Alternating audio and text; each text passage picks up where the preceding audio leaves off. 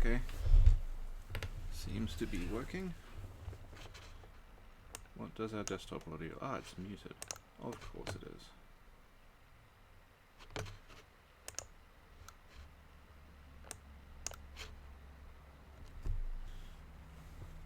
I am just waiting to figure out what URL I'm actually streaming on.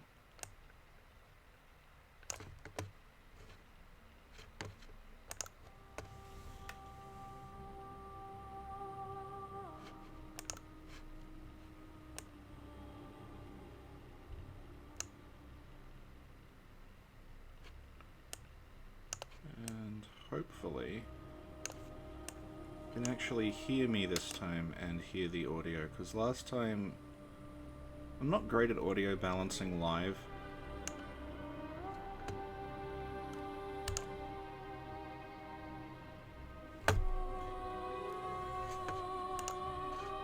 And come on, what's our URL? I have to like open Chrome, get the URL, and then really quickly close it, because it is a goddamn like RAM hog.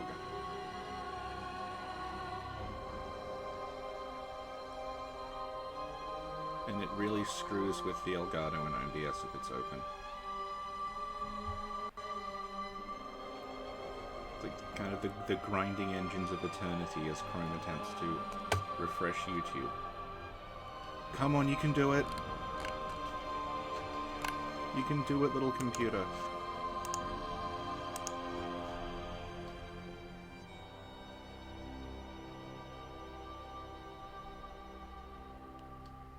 It's like the little engine that could, only it's a shitty store-bought office machine I had to get at short notice. Finish writing something, because my other one died. What is the URL for this thing? Go to Sin's channel and see if it says that.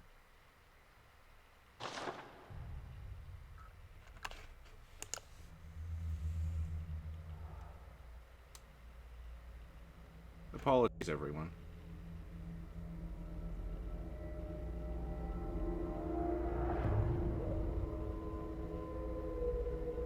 They say a poor craftsman blames his tools. In this case, it's a bit of both.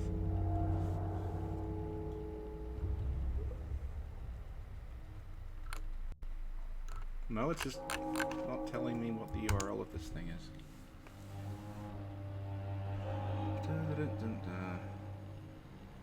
I guess if I can't see it, other people can't see it either, so there's that. This isn't going to be edited, so I don't know what you're going to have to skip to see some progress in this if you're watching it afterward. There we go. Copy link address.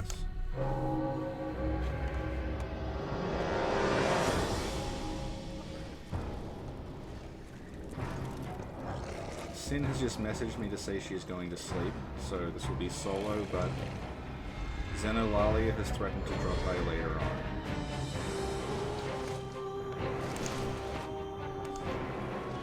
Okay. I want this to be plain.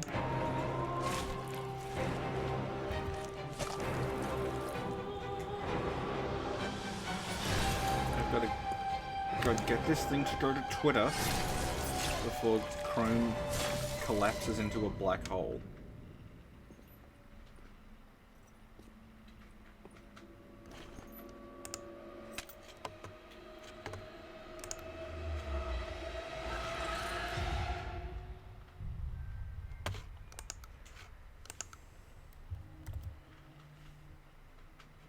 Come on. Okay, good.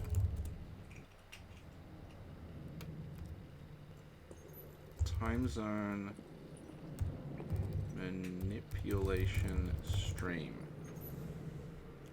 Oh my god, just work! Tweet. You can do it. I believe in you, just send the tweet. I'm sorry for those mean things I said about you before. Okay, good. Thank fuck. Right.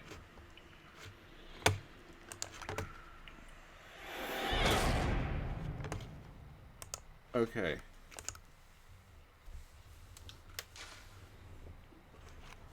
Okay, Zeno is ready to call. So let's grab Xenolalia. People might know Xenolalia from the chat and also from other streams I've done and possibly from the No Cartridge audio podcast. She is a social media person for them. And we've known each other for a while.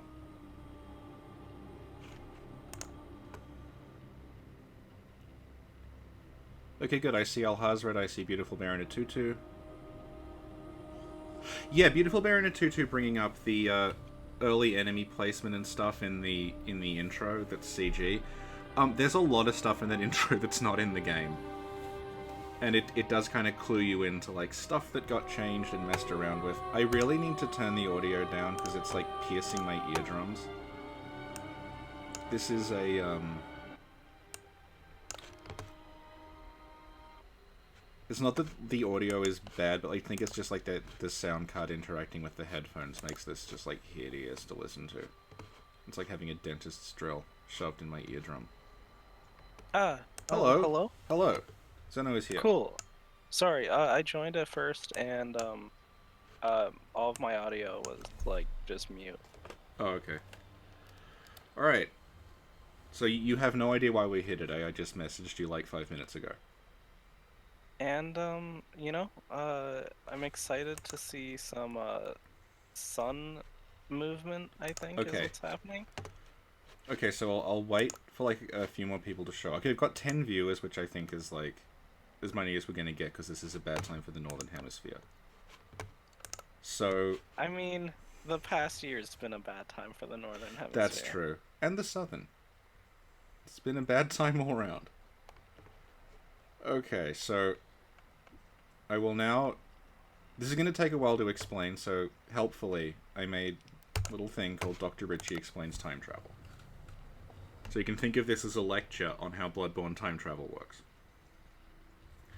So Bloodborne's got 4 distinct time zones. It's got day, evening, night, and Paleblood. So you start during the day, and then you progress throughout the night as the game progresses. So day progresses to evening when you enter Yrden. Evening progresses to night when you touch the skull.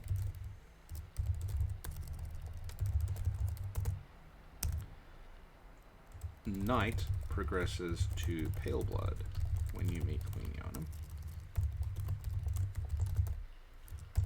So that's how the time progresses. But the time doesn't progress in a way that's completely linear. So it's not that it progresses, it's that day is set to evening. Evening is set to night. And night is set to Paleblood. So that means that if we sequence broke the game, we could make the time zones occur in any order we wanted, within certain limitations. So it would be possible, for example, we could say, encounter Yharnam first. It becomes Paleblood. This would open Yharnam up and Upper Cathedral Ward. This would open Yharnam up. Then we could set it to night. Then we could touch. Then we could enter Yrden. This would set it to day. We enter, and this would set it to evening.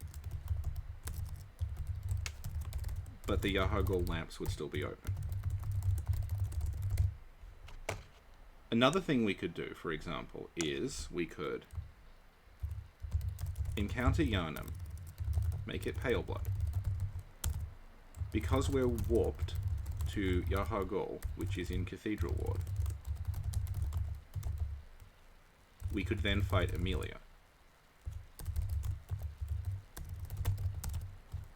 Then touch the skull and make it night.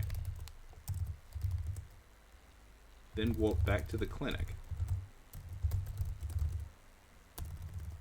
beat Gascoigne, and set it to day. Set it to evening, and basically play the game in reverse. So this is kind of what we're going to be doing. I'm going to do this 3 times.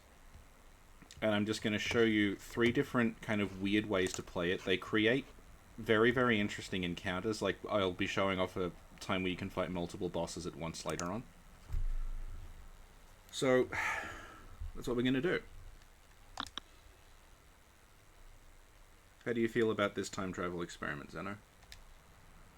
I'm interested, like, this is also what controls, like, enemy placement.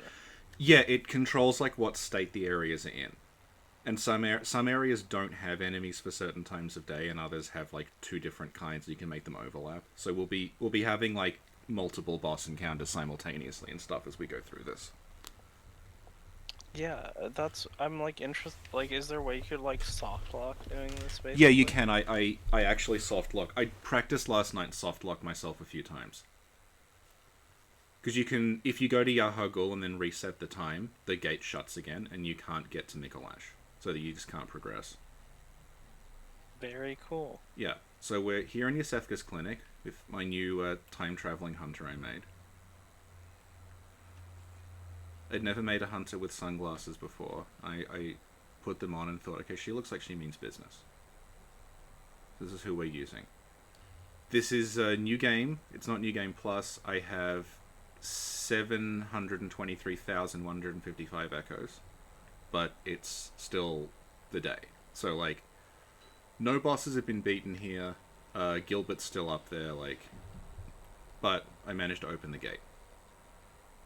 So opening the gate is something you can do if you, like, have an unpatched version of the game. It's possible to... The fence over there, it's possible to jump over it by very, very, very carefully, like, jumping.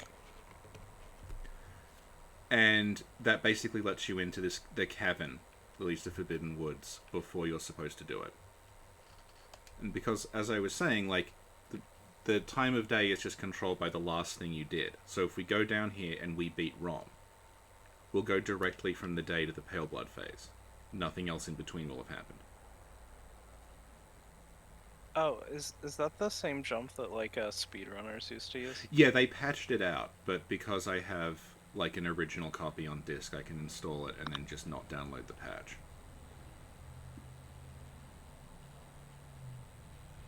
Also, I guess while we're in this little cavern here, this cavern here is pretty clearly, like, we think this was the original thing underneath Byrgenwerth that the trapdoor led to.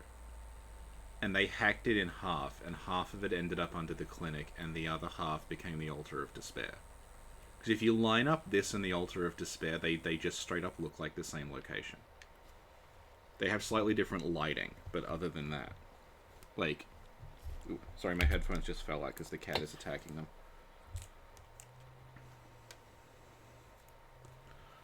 And we're back. Okay. I guess, Sin and I might talk about that sometime, about the origin of the Altar of Despair and how it makes no sense. Another interesting thing I found out in doing sequence breaking is that if you go down here at all, this triggers patches to appear at the windows.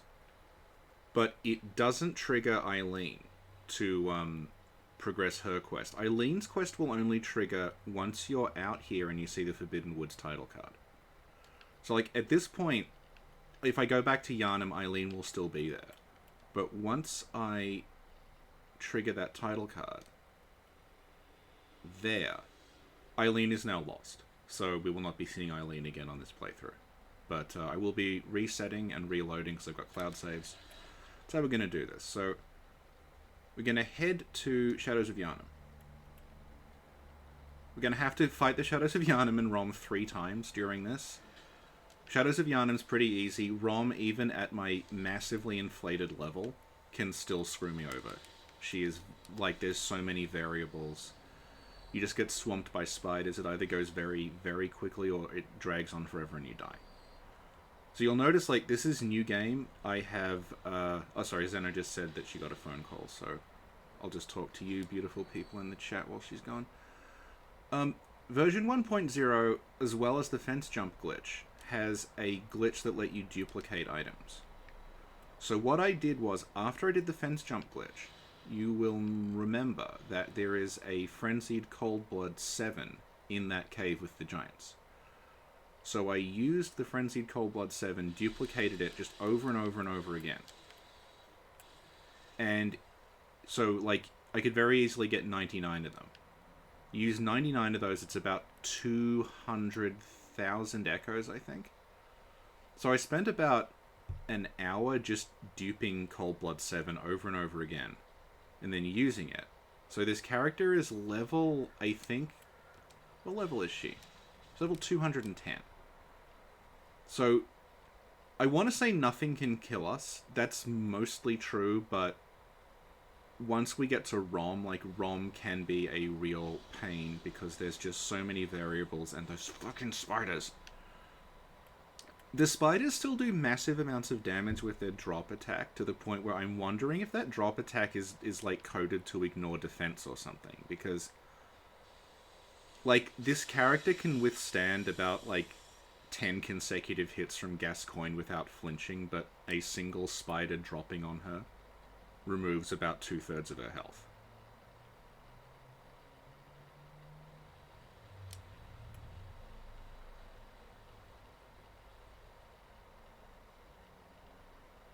I've got a number of Forbidden Woods trivia things to point out, but we're going to have to go through this 3 times, so I'm trying to pace myself. Pass the pig. It was a game that we used to play at school called Pass the Pigs, where you had 2 pigs that you rolled like dice. And then depending on the like configuration the pigs landed in, you got different amounts of points. Let's equip some Molotovs, because the shadows go down pretty quickly to them.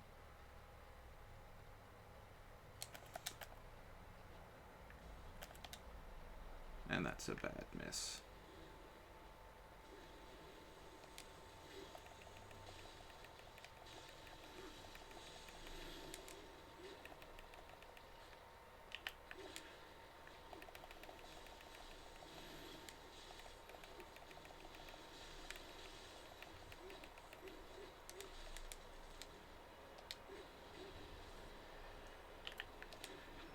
So yeah, I have, I'm pretty strong in terms of stats, but my weapon has no gems in it.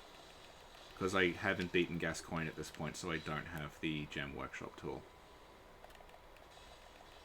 So, some of these fights go for a while. The worst is going to be One Reborn, which is, like, not overly long. Like, if you've seen Lance's streams, he has moments where he's had to, like, beat Amelia on base level with an unupgraded saw cleaver. And it takes quite a while. That will not be happening, but, like, also, Lance's streams are good. This is, like, a very, very bad magic trick, I guess. Lance is like an actual magician. I'm just like, hey, here's a glitch I read about on the internet. I didn't even find it out myself.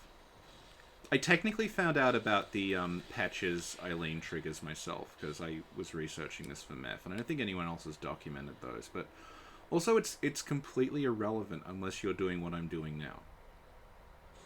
So I'm just going to make sure I tag the lamp here in case Rom kills me, because I don't want to have to run through Forbidden Woods again.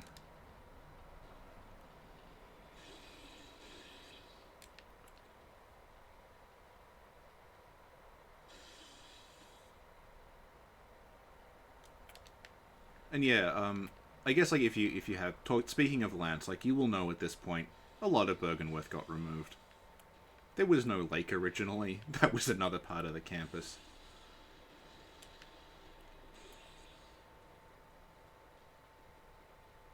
It's interesting to think of, like, when they conceptualized Byrgenwerth. The thing we know most about it is the lake, but it looks like there was no lake originally. It would have been like... We used to assume this area here was like a bigger building that they chopped into pieces. But it looks like this area was always the size it is now. And over where the lake is was the lecture hall. The nightmare area. And like you would have like gone in between the 2 buildings. And it would have been like a campus. I'm going to grab the empty phantasm shell while I'm up here. Just because I want the damage buff to make these fights go slightly faster. I like how this one is coded, by the way, because, like, it... I don't know if that's deliberate, but because of the timing of the jump, like, it always hits you as you're opening the chest and have iframes. I don't know, it always seemed like a deliberate, almost like a joke to me. But, like, it shocks you with the spider thing, but then it can't actually hurt you. And we didn't have the old hunter bell with us, so we won't be grabbing Damien, even though I love him. And, yep, we're gonna die.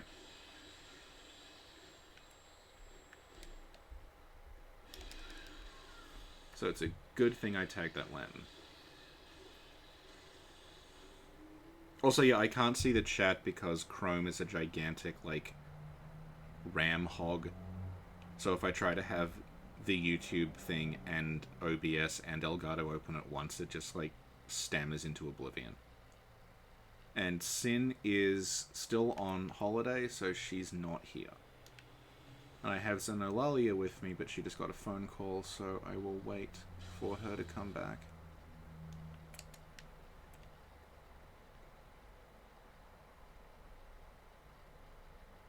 Bye-bye, Yuri.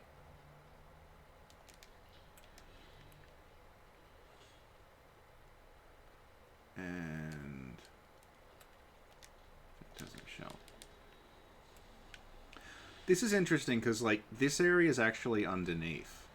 But, like, Byrgenwerth is up there somewhere. We just can't see it. And the way it works is, like, you fall, and then it turns on, like, no fall damage, like a flag. And then turns it off again when you land. But that doesn't affect the enemies. So, like, we don't really warp to another place, we just fall, and it makes us invincible while we're falling.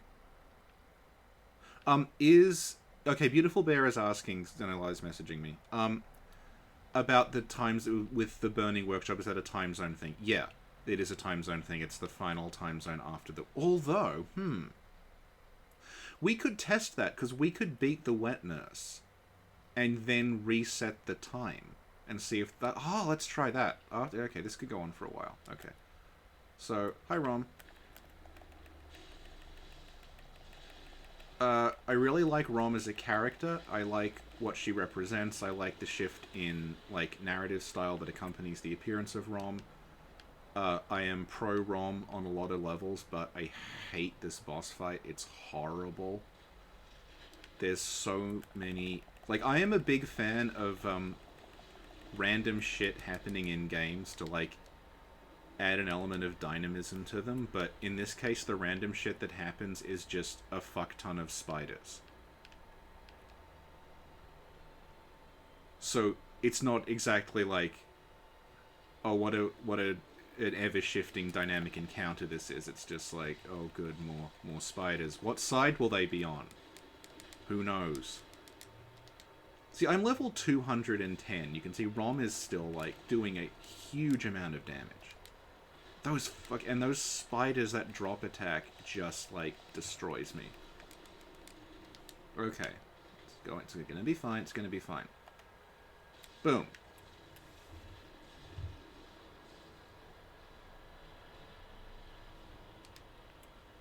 And now we'll meet Queenie.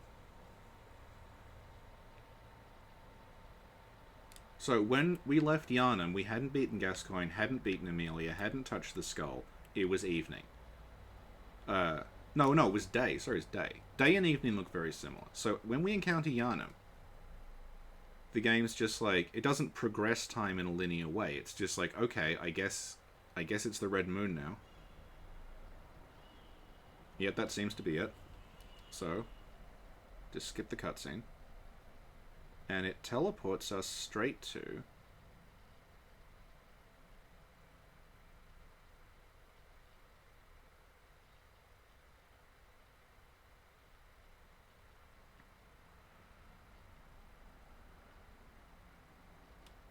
And it teleports us straight to... Yharnam.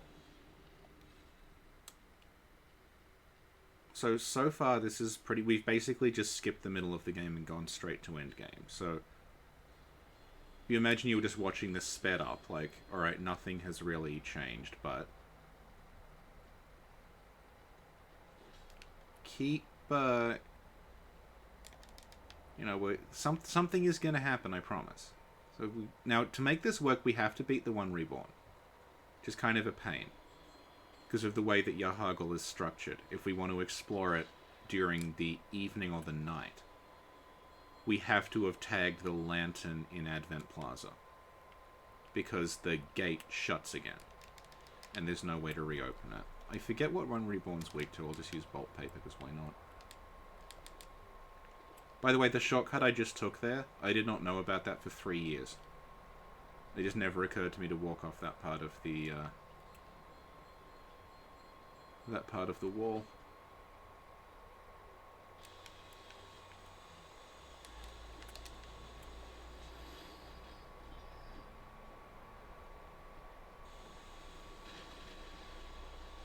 Of course, another great Miyazaki set piece. You may remember that as the dragon in Demon Souls and Dark Souls that destroys the bridge. In this game, the role is played by a huge spider monster with a laser. I just want to kill this thing to grab some... I don't even need it, I don't know why I'm bothering. I've hit it enough so it's become a sunk cost fallacy. There we go.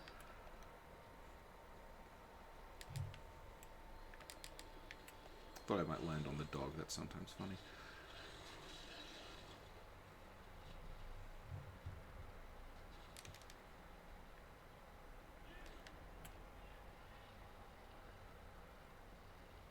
So running past the encounter that Gary always complains about. The little hunter there with the beast claws and the helmet. He is really interesting because he will respond to pungent blood cocktails if you throw them. Him and the guy in the Chalice dungeons who has the beast claw. They are like the only ones that do it, and they're like specially... I guess because they're turning into beasts. They've been specially coded to respond to pungent blood cocktails, but no other NPCs do.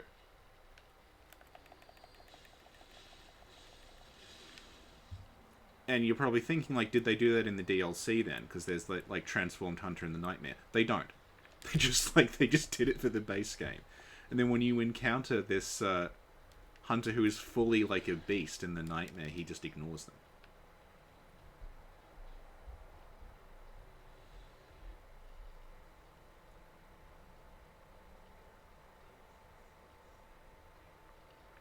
So, okay, we're almost at the point where we'll start making something resembling progress. No old Hunter Bell, so I can't bring Antal with me, sadly. I like Antal.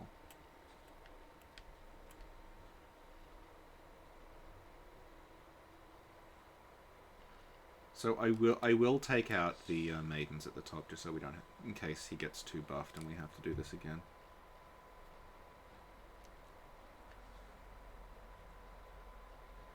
So we'll just do our rounds first.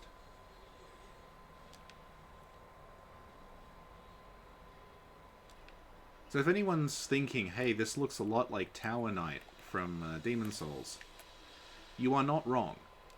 And originally it was a lot more like Tower Knight, because, like, obviously the One Reborn's made out of a bunch of corpses, but there's like a lead corpse who sort of like dictates how the others move. He's kind of like the head. That corpse is a separate entity to the rest of the model. So it's exactly like Tower Knight, where the head was the weak point. And it looks a lot like this fight would have played out, initially very similar to Tower Knight, where you had to, like, wreck the, like, damage the legs, quote-unquote, whatever the hell One Reborn's made of, legs. He's made of all sorts of limbs, I guess, but when you did enough damage to the limbs, he would collapse forward, and then you could hit the head for a ton of damage. So One Reborn is not, like, that much of a threat, but he just has a lot of hit points. Also, that, like, arcane sort of burst it does, that, like, that can do a fair amount of damage to it. See, like there, where it sort of slumps forward, that would have been a key, it looks like. I mean, it's fairly clear it was, but I mean, no, unless they actually tell me outright, I don't know, but it looks a lot like you would have hit the sort of pile of corpses, it would collapse forward. And then when it did that, you could attack its weak point for massive damage, as they said on the internet about 5 years ago, and it was very funny.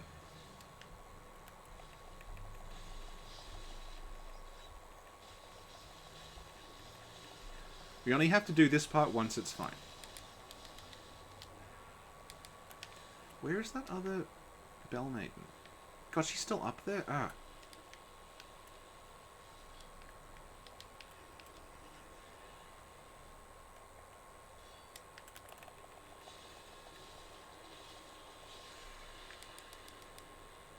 Any minute now.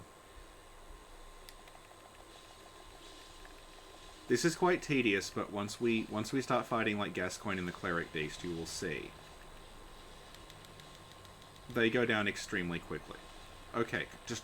God, just... You're already dead. You just need you to die again. You did it once. Okay, good.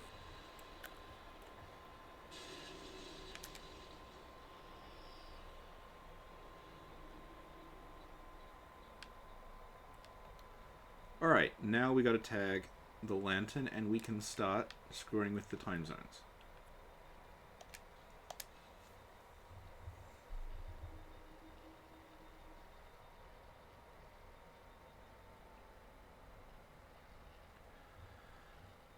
I usually don't care about loading times, but I get very conscious of them when there's a stream on, because I'm like, well, that's... I'll grab the old Hunter Bell, why not? Okay, so...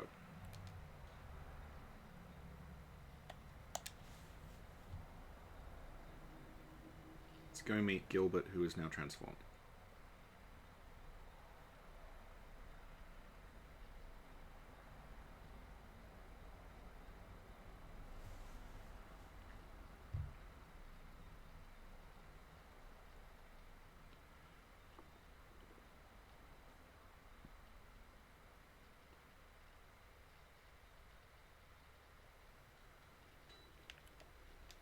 Hey, Gilbert.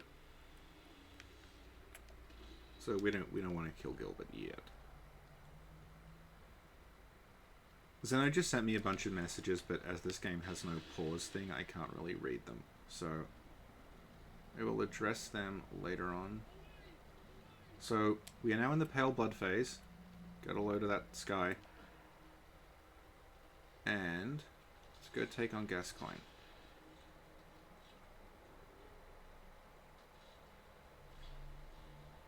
You can see right now, like, I'm being shot in the back and it's doing, like, 1 pixel's worth of damage.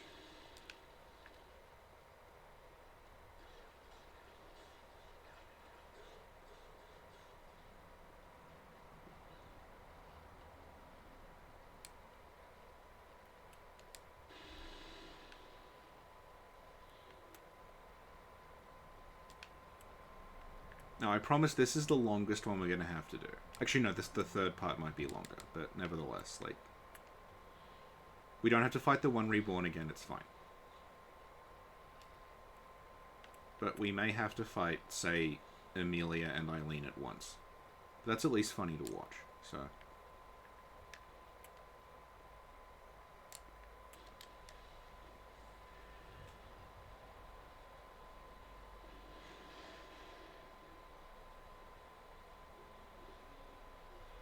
I guess, like, you know those drowned corpses I'm running past? Interestingly, those have a bunch of variants in the NPC parameters file that lists, like obviously all the ones we encounter are, like, I think there's 2, there's, like, one with a hat and one without a hat. But once you, like, look at the parameters, there's variants, there's one that's called, like, Church, there's one that's called Child, there's one that's called Beast.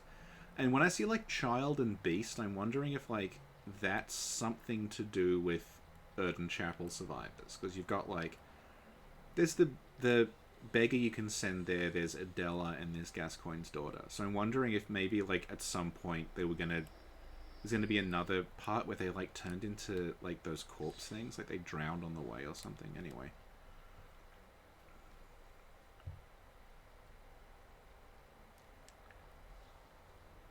so we're now fighting Gascoigne in the Paleblood phase. He's not really doing very much damage to us, as you can see. I'm trying to parry him to show you just, like, how much damage a Visceral does at this level. There we go.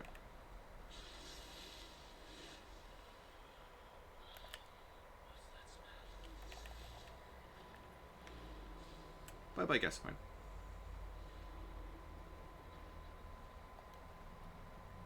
So, alright, we're in the Paleblood phase, but...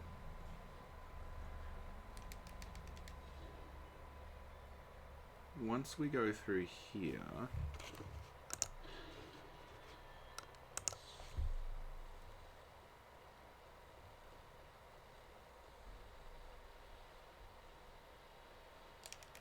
The problem is that, like, this game only lets you have one save file per character, so I can't do like I did with FF7 and Armored Core and jump between a bunch of them. So we go through here. Actually, I'll just grab this because I have some gems. So I'll have to fight some more bosses later on, so...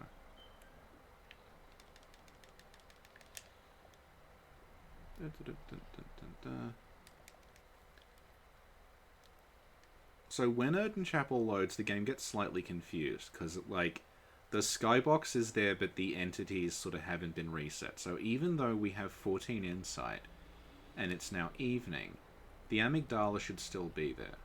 Yep. I see it. You can see from the sky, it is now no longer Paleblood. So, I just want to very quickly go grab the monocular, because I want us to get a good look at, like, some of the areas here at different times of day.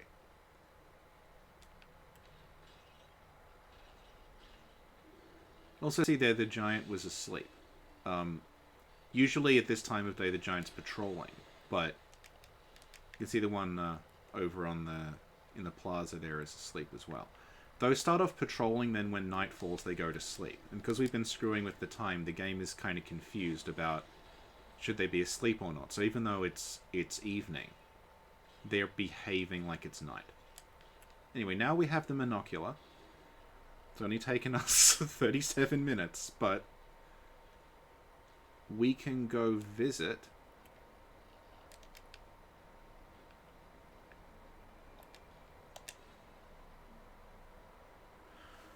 Why can't you walk from lantern to lantern?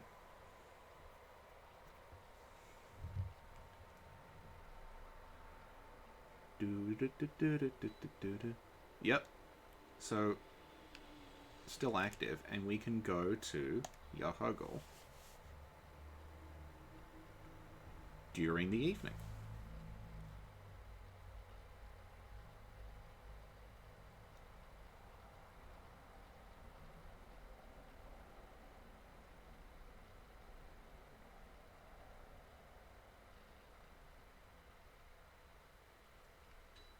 Ta-da!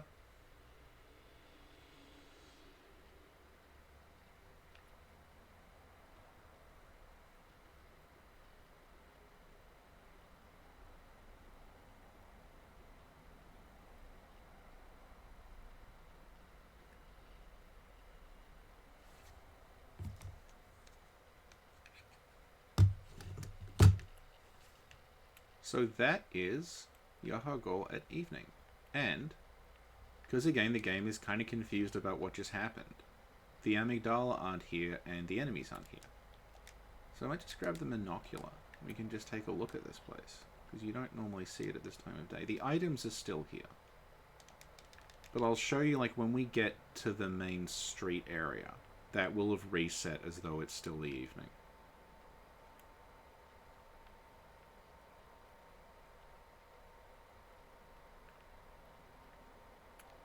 The reason I had to beat One Reborn is that this elevator, it just is completely inactive when the game is in this state. So even if I ran down and activated it before One Reborn, which I can see I did, it just won't work.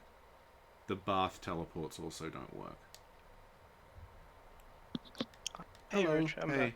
Hey, we just got to Yharnam at evening. Yeah, I was kind of watching off from the side. Oh, cool, yeah. So yeah, people are saying, like, they wish Bloodborne had better character customization.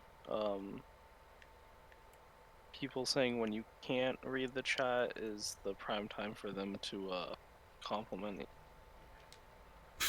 Thank you.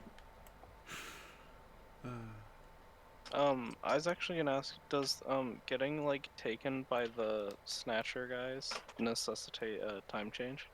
No. And one of the things I tested is, like, normally you can't get to Yharnam without, like, the Snatcher thing being triggered. So it was like, if a Snatcher kills me in Yharnam, do I get kidnapped and taken to Yharnam? But I don't. The snatches in Yharnam are like a unique one that always just kills you regardless.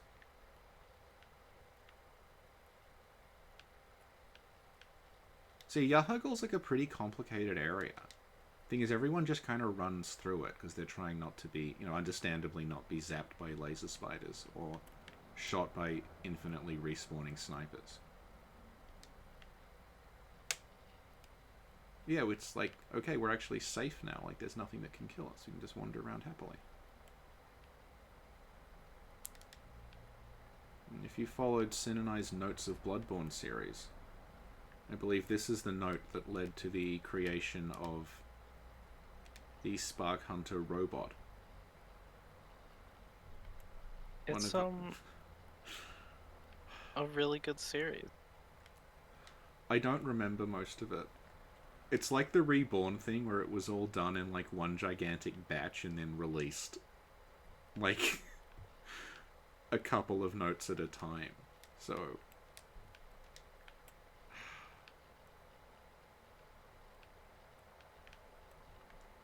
I never noticed there were like actual crosses on a lot of these roofs. Yeah, it's like there's a lot of detail in this area, but you just like barge through it trying not to be killed, so it's hard to appreciate. Especially with like the enemies respawning. Because you don't want to hang around in one place too long because the Bell Maidens keep resurrecting them. I really like these like dragon gargoyle things. It's like a, I don't know what you'd call it. It's like, it looks like a dog that's sort of growing into a fungus. Oh, actually, while we're here, oh, don't fall. Okay, good. I didn't die. I thought that would kill me. There's a specific kind of statue I want to show off. Oh, there'll be some over here.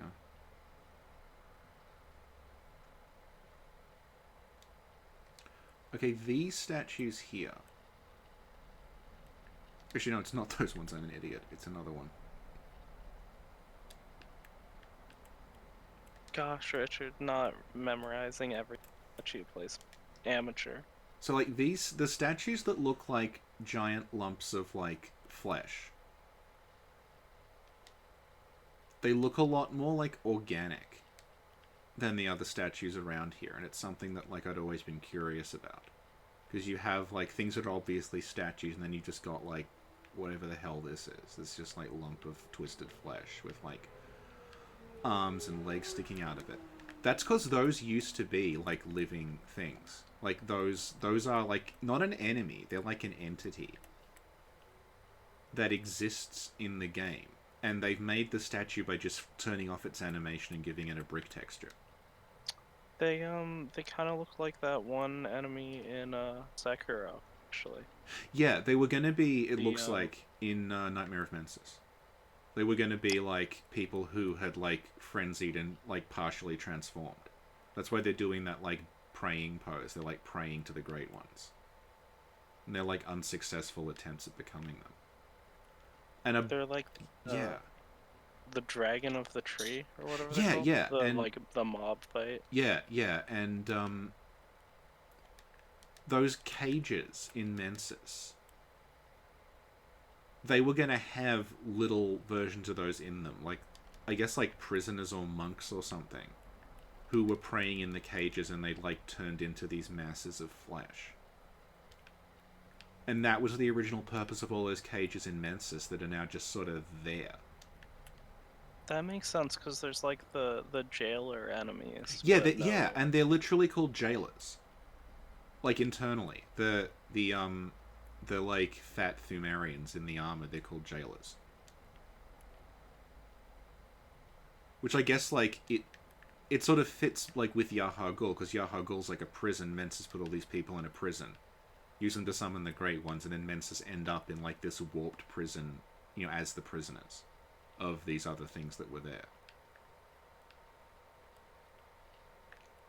These ones here, I'm pretty sure like these were always statues. I've never seen like another variant of them. But it's possible this was an enemy too.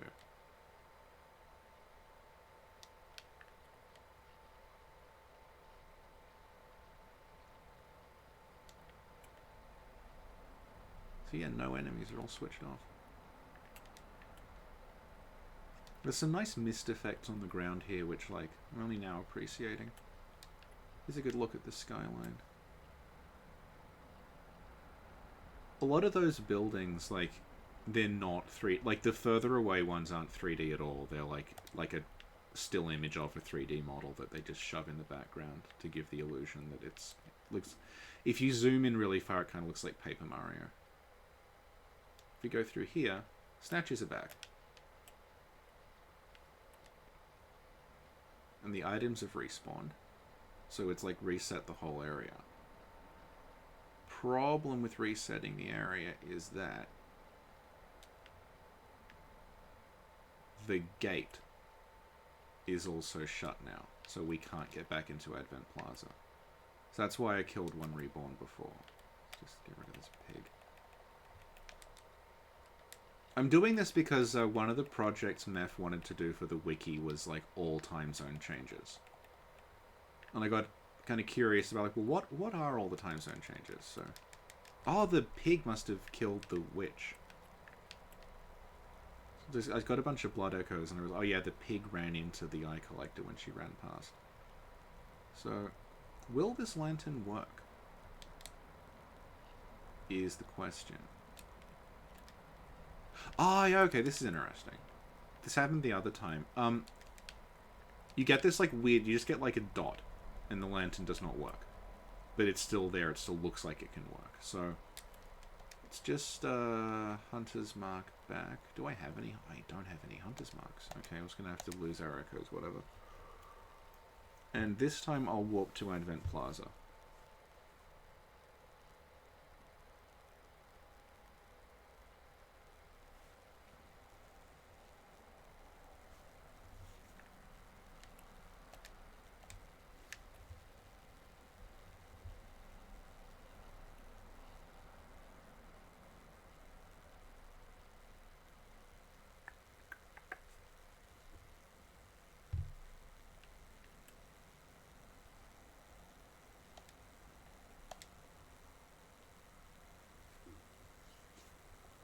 So once I'm done with this, I will show off Upper Cathedral Ward at this time of day.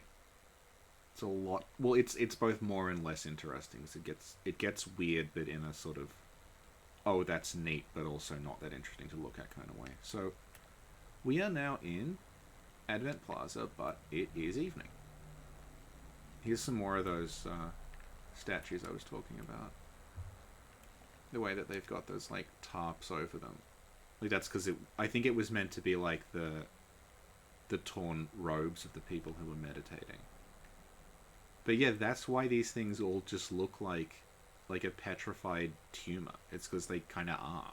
They were meant to be like these. Like, you could kill them. They're not, but they're non-hostile and they just kind of pray. Actually, like the snail women in the Hamlet.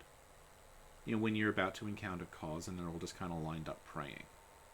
It kind of looks like they wanted something like that. So yeah, this is beyond the gate during the day. There's no enemies here. The items are still here, so we can, like... There's an arcane lake room we can grab. It's around here somewhere.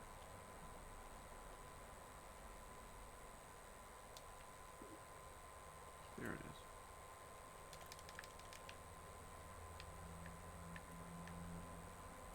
is. And I guess I'll show off, like, the back of the gate. Because this is something you never get to see, normally.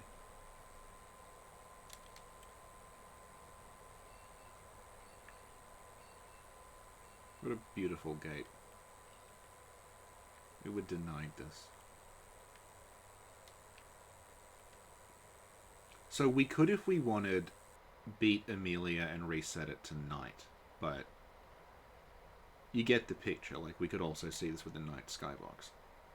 I don't think it's that worthwhile doing.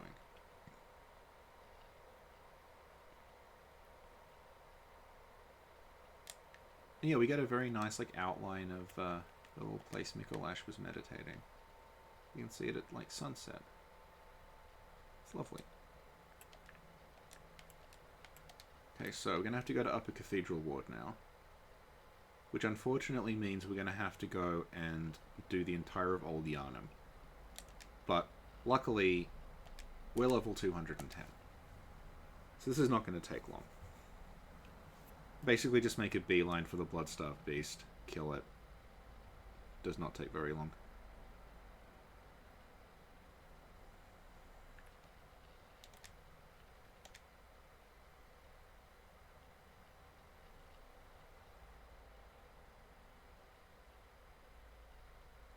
This is the first time I've streamed Bloodborne without at least 40% dropped frames. It's kind of incredible.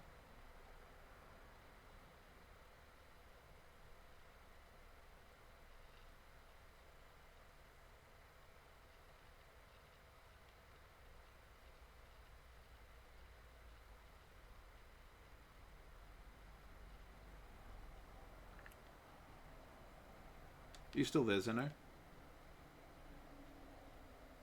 Okay, she doesn't seem to be. May have got another phone call. Oh well.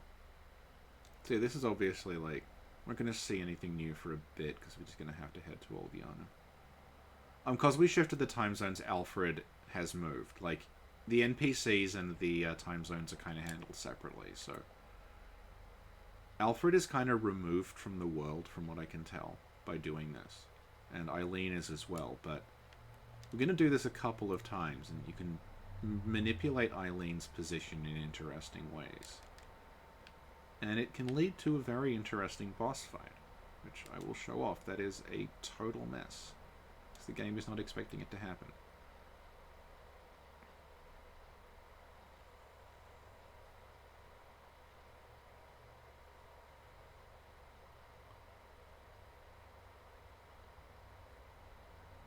Also, yeah, that room that we're running through now, that has the same... this is like a little detail that I don't think I've talked about.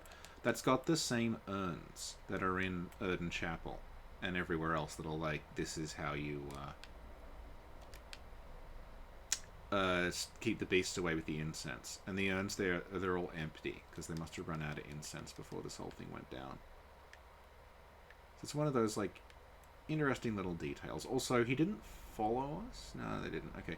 The Scourge Beast up the top there, their leashing is really weird. Where, like, they don't seem... like, most of the enemies in this, there's a point beyond which they won't travel. The Scourge Beast doesn't seem to have it. It can follow you, like, all the way into Old Yharnam from Cathedral Ward. I don't know what the deal with it is. Like, this whole area, like, this was, rotated, essentially. And part of it was hacked off. So it's sort of, like... the leashing and the, like, geometry is a little weird in places.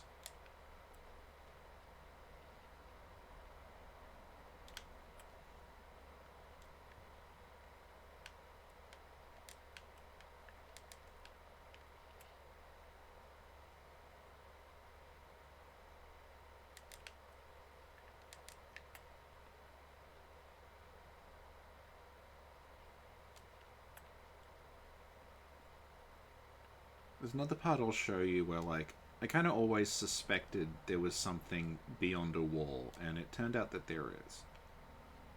I'll show you when we get there.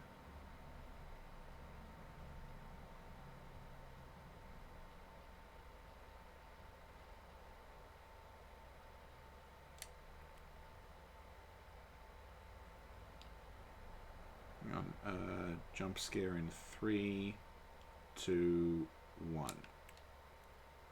Okay, this is the wall that I'm talking about, the end of this pathway. You can see that, like, there's, like, something beyond there. There's just, like, a pile of rocks. I've seen, like, the very early map of Old Yharnam, and there is a path there that, like, would have continued beyond where it is now. And, like, this church, I think, would have been at the end of that path. I think we might be able to see it a little kind of from around here, but, like, yeah. This area, basically this area was kind of slightly different design early on. If you go to bloodborne-wiki.com, you can see the earliest map that we have. Which is not the earliest map they made, but it's like the earliest one that we have, and it shows a very different design to Old Yharnam. God, I remember this boss giving me so much trouble when I first played it, and now it's just like...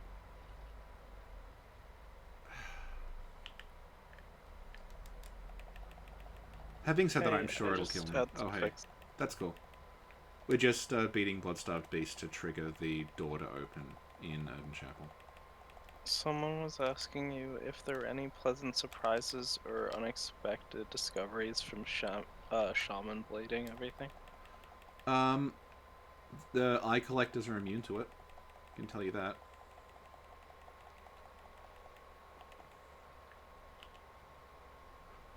What they're referring to is like there was a big project on the wiki that was Meth, Trin, and I going through the whole game and trying shaman bone blades and pungent blood cocktails on literally every single enemy. And that's how we know that, like, the 2 beast hunters will react to pungent blood cocktails, but the one in the DLC won't. And it's how we know that, for some weird reason, Dark Beast Parl will react to pungent blood cocktails, but, like, other beasts won't. And we don't quite know why.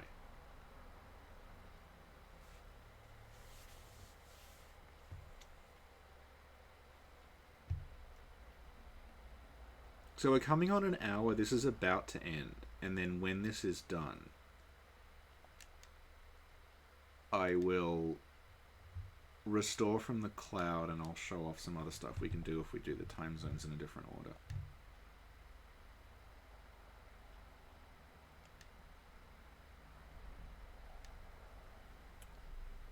So the door should be open now. Tis.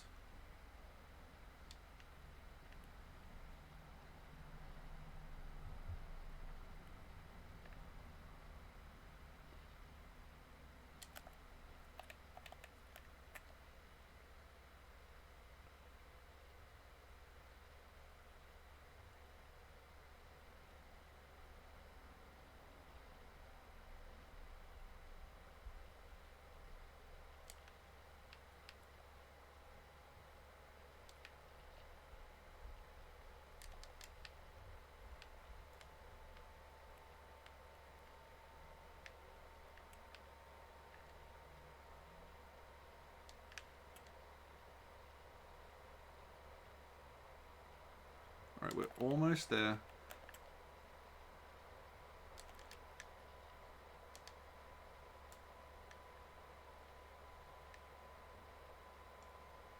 And we learned that. See, Upper Cathedral Ward kind of has a sky from down here, but then when you go up the stairs, the sky just disappears.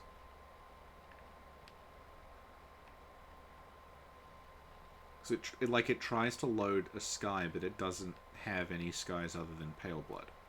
So you just get no sky up here. And, like, I've been exploring, I've, like, been to Lumenflower Gardens and everything, and there's, like, nothing... There's nothing new or notable there, it's just those areas without a sky. So if you were hoping that, like, oh, maybe the Lumenflower's open, they don't. Makes it a little... Because it doesn't load in, like, the kind of ground fog in some places as a result of this. So it makes it a little easier to see the... hang on. We'll just kill these 2 guys first and show off what I mean.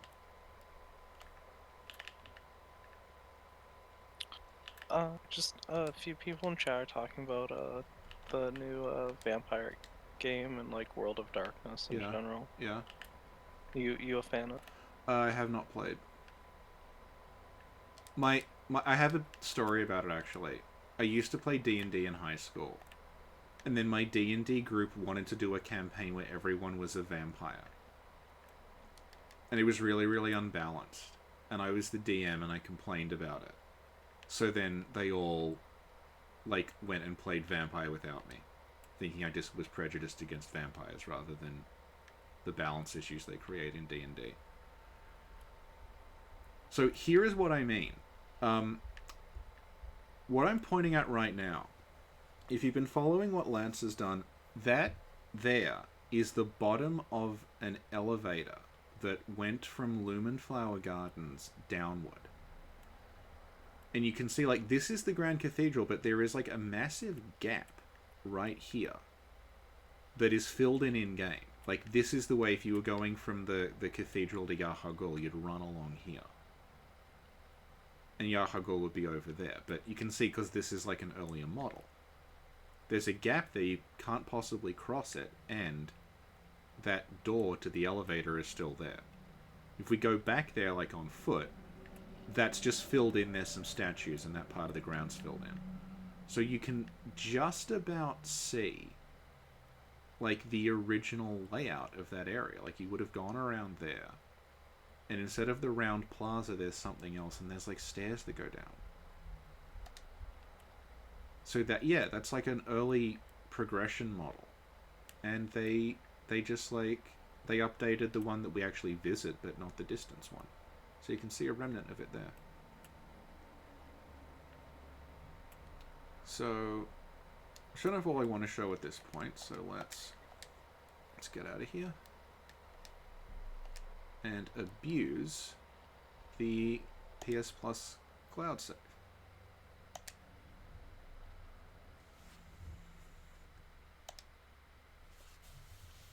So I'm just re-downloading that save file again.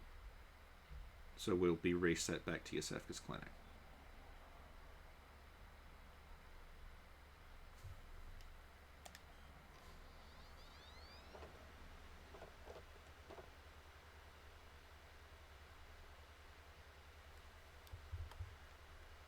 So this time we're going to show off a double boss fight that it's possible to do.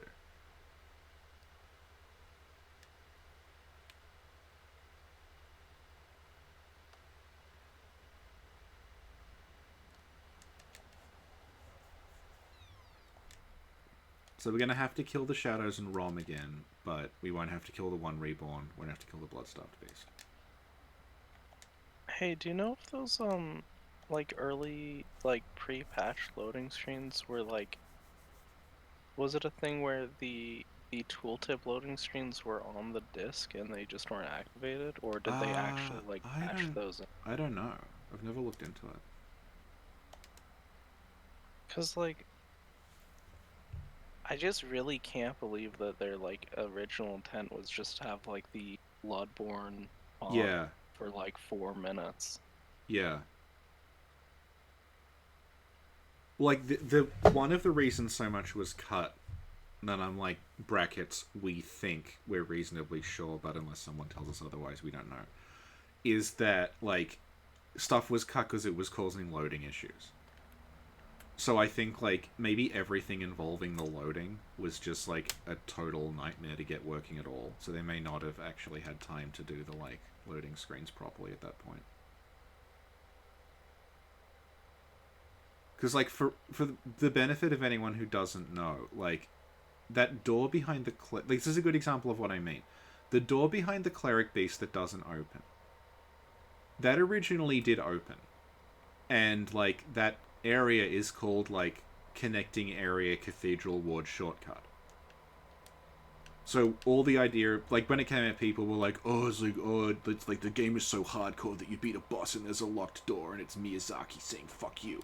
That's not what it is. It is that because of the way that the game streams areas, if you used that shortcut, there was a pretty high chance that if you did it really fast, like, it's possible to beat the Cleric Beast in about 90 seconds if you know what you're doing, Cathedral Ward wouldn't have had time to load, and you would have ended up in, like, an area that wasn't, like, properly loaded yet.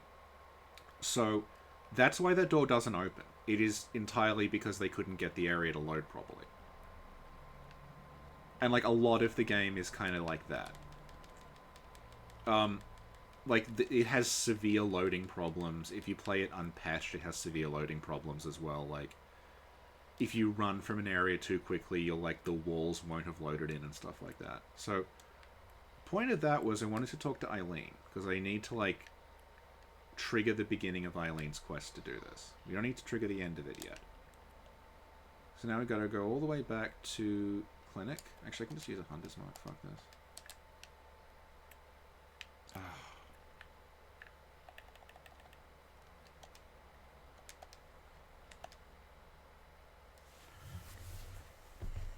So now we're gonna do what we did last time, but we won't fight. We won't go through Yahogul again, thank God. Someone in chat saying, so basically Bloodborne is too visually ambitious? And it's more of It's like a streaming issue than a. Yeah, it's to do with like this, what we're showing off now is actually like a relic of it, because originally every area was one map. There was like just one central Yharnam, and it was dynamic. So there's one map, and then you could change the time zones in that map, and it would change what was going on in the map, like World Tendency in Demon Souls. The way it works now is there's just a whole lot of copies of each map, and each copy is a different time of day. And the time of day is just telling you what copy to load. So they went from like one really complicated map to a whole lot of really simple maps. And that's why like it works the way it does now. We can just tell it, hey, load Upper Cathedral Ward at this time of day. Instead of, and like it doesn't, it sort of gets confused and it doesn't understand what Skydy is.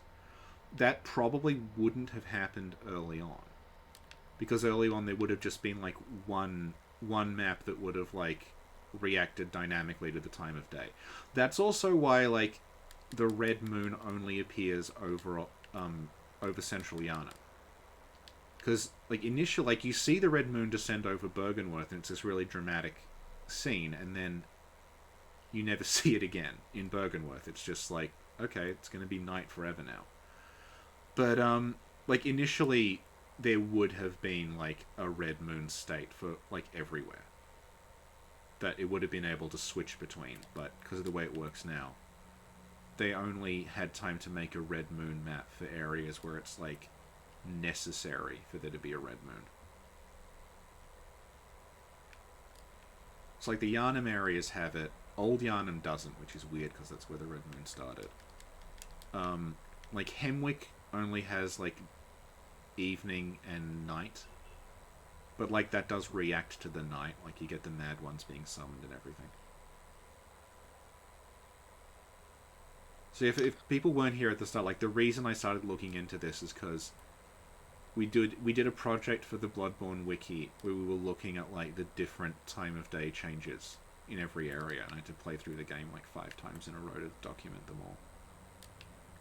It got me thinking about, oh, let's just like show off time manipulation, because it's like, I mean, there's a lot of tedium in between the time manipulation, but I don't think of another way of doing it, because I can't have multiple save files on one character. I mean, I could dupe Cold Blood on like 4 different characters, but then that would have taken like 2 or 3 hours per character, so it's quicker to just like continuously reload the same one. It's so strange that like the time of day is like being done by like these like triggers. Like it just seems so like archaic. Yeah. Even for like when the game came out. I'm just gonna boost your volume a bit because you seem a little low. Okay. Yeah. And it's not even like it's just like, what is the time of day? It's X. And it just flicks between a bunch of like static states.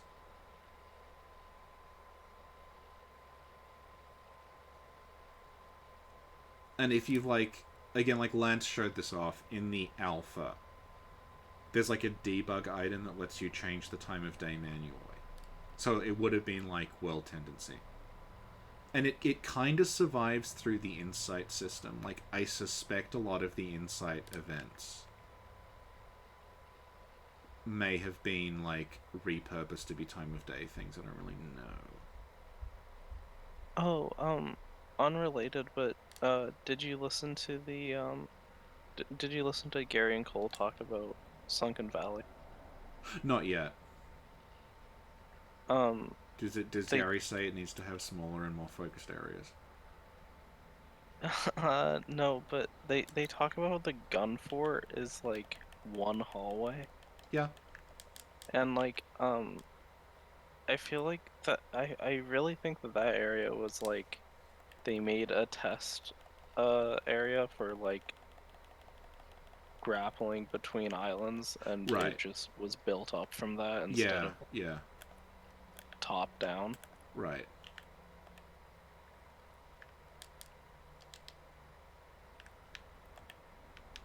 Yeah, I haven't played Sekiro for ages. I'm gonna have to get back to it. Yeah, I kind of like I hit the end with all of the cool weird stuff and felt Yeah. pretty content, and Yeah. then just it's because I'm a fake gamer. That's true. I am as well. Ironically, when Bloodborne first came out, I thought, okay, it's going to be a one and done thing. I don't see myself playing this that often. I mean, And good thing it that's was. all I've done for the last 4 years, is essentially just play this thing.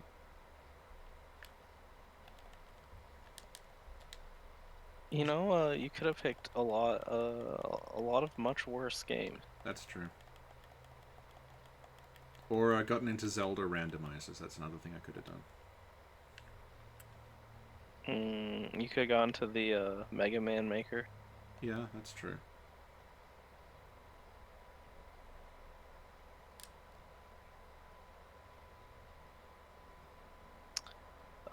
Mostly the chat's just a lot of people talking about like the mythos and like their favorite stories. Oh, Cthulhu Mythos.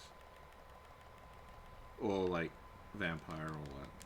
Oh, yeah, Cthulhu. Oh, yeah, yeah.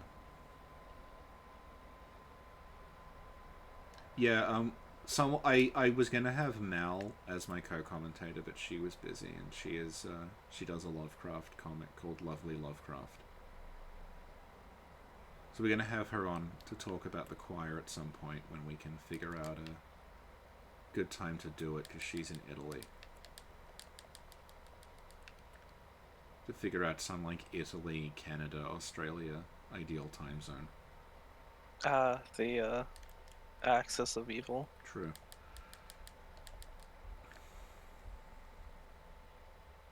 The big three. Yep.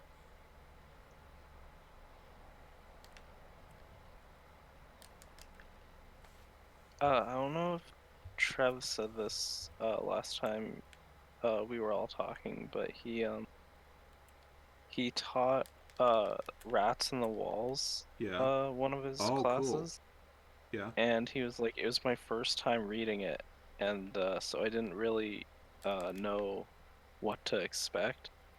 Yeah. And he's like, so I came back, and the next day he's like, so class, what did we think about the cat's name? Yeah. It's like,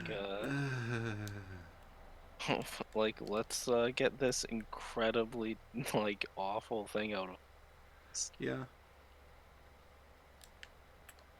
I guess that's like your equivalent of dam Uh, busters. Someone's saying that the word choir in the game is probably referring to part of a church building and not a chorus. Um, I don't know. When you go up to that area, you do hear singing, so they may actually be a choir. I think it's like choir as in like they're singing hymns to the cosmos. They're like praying or something. Anyway, can I do this with 12? This again, Rom again. This is either going to go very, very quickly or drag on forever and I'll get killed. Someone's saying that Lovecraft's cat does not live in Dignity City, which is an Certainly does not. understatement. Yeah.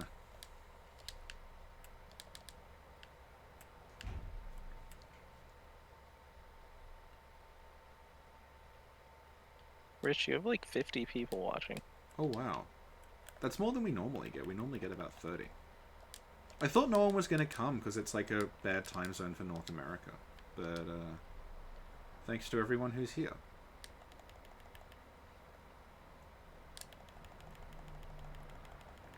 Glad people came out in support against North America.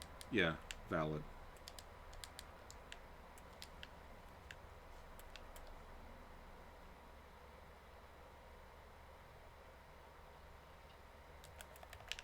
Oh, don't target that one, God.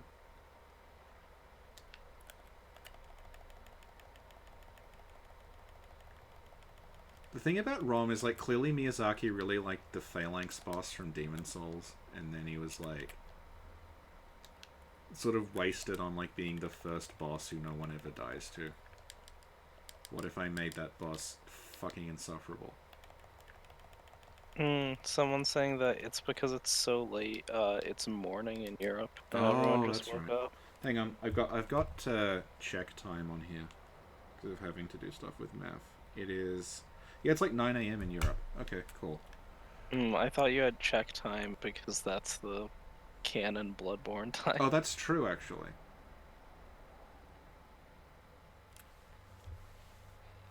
Okay, time to reset the time. Okay, so basically, because we met Eileen before we went here, that started off her quest, and then going to Forbidden Woods made her blood drunk. So the ending where she's like screaming, "The hunt must end!" We're now there. But we didn't kill Amelia, because we went directly to Forbidden Woods. So...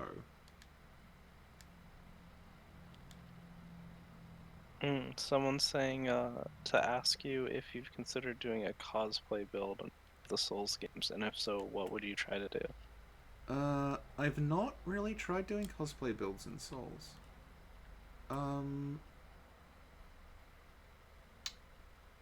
I usually just, like, I go with, like, aesthetically pleasing outfits that aren't supposed to specifically look like anything. I made, like, a,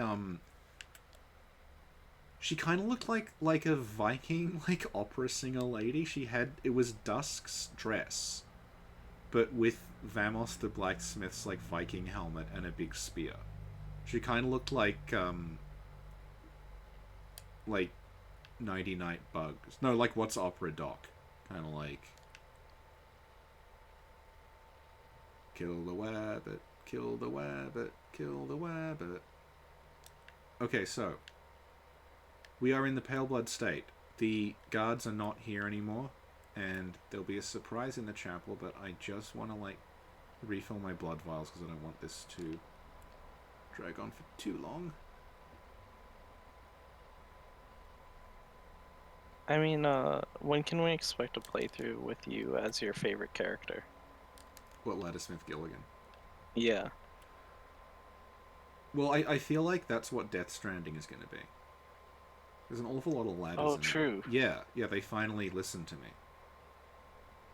Do you think Gilligan's gonna be an Easter egg dead in that one as well? I certainly hope so. Also, like, while we're here, you can see Erdon Chapel. Gets the other side of the door, and we cannot open it. So, It's like people say that like Chester was like a hint at Bloodborne. yeah, Do you think Gilligan was a hint at Death Stranding? definitely. Kojima was like, there's one Miyazaki wanted to consult with George R.R. Martin. And then Kojima's like, got to consult with Yui. He's the one person who can do this.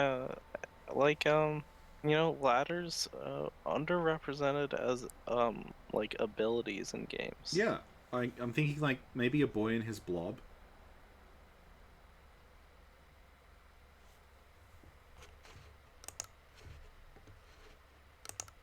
That one, if you give him licorice, he turns into a ladder.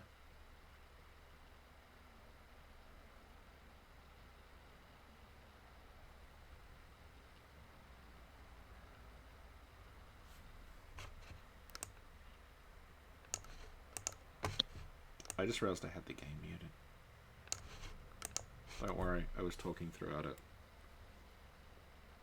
Someone's saying, what if Gilligan was a warning about Ashes of Ariandel and the giant ladder bridge? Oh, possibly. See, like, they think everything through. Do you think Gilligan designed that bridge to also be able to convert into a ladder? Yes. I think we're through the looking glass.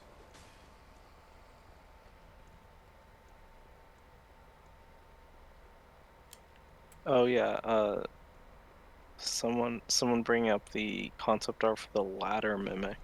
That's true, that's true. Okay, so if I did this right, and I tested this and it worked the first time, so we should...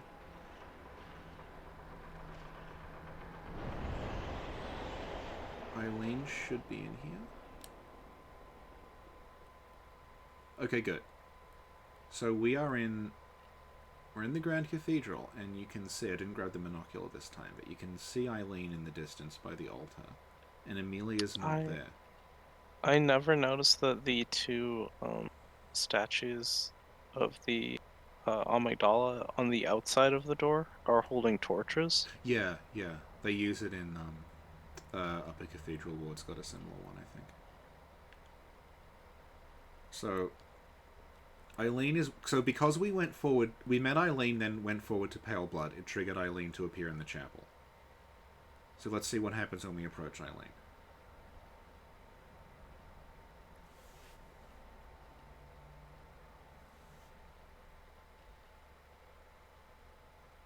And it's Amelia.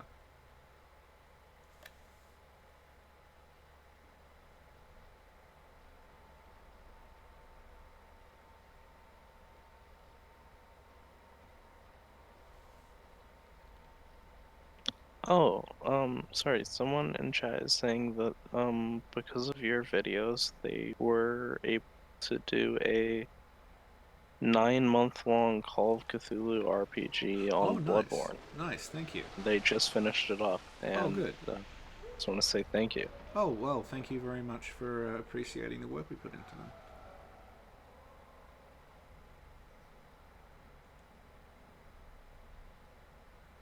So I wanted to leave this cutscene running to show you that, like, unfortunately Eileen does not, like, appear on the ground and glitch through Amelia during this, because that was my thought, but anyway.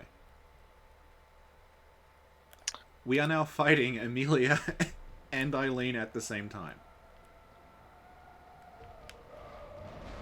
They don't aggro on each other, but they can still damage each other. So, because Amelia has a giant hitbox, in terms of, like, her attacks and her, like, ability to hit her, they do... if you, like, line her up, you can just get her and Eileen to hit each other constantly. Oh, yeah, Eileen, like, just shot... Yeah, she's aiming at me, inside. but she's hitting Amelia, because Amelia is so huge.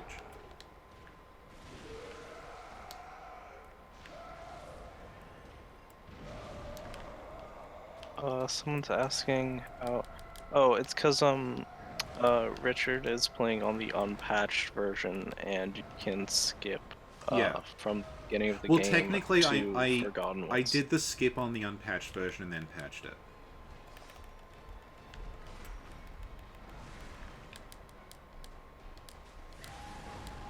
Yeah, someone's just asking how you fought Rom.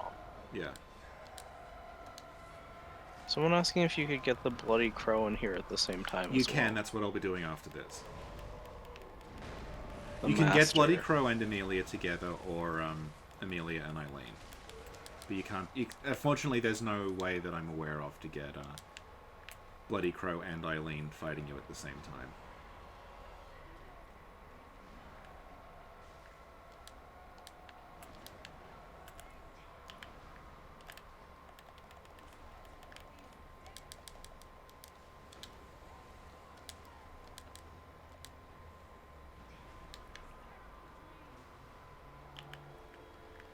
Okay, Amelia. Eileen's killed Amelia for us.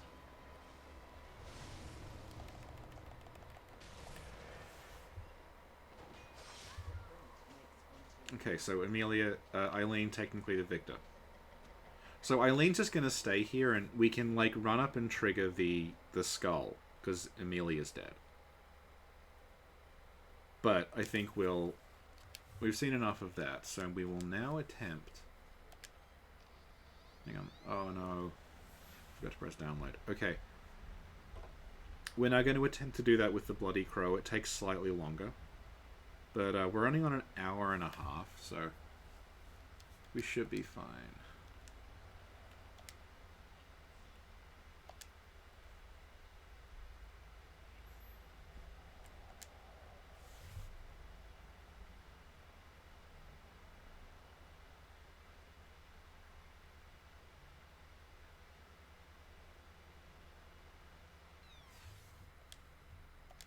So to do this one, we're going to have to, like, do Eileen up until just before Amelia, then go and do Rom.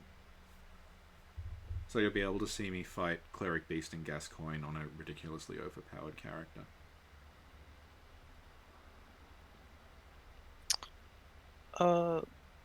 This is just no one in chat's asking this, but what's the what's like the most like outrageous theory you've been given Oh, you mean about these games? like weirdest or like most irritating?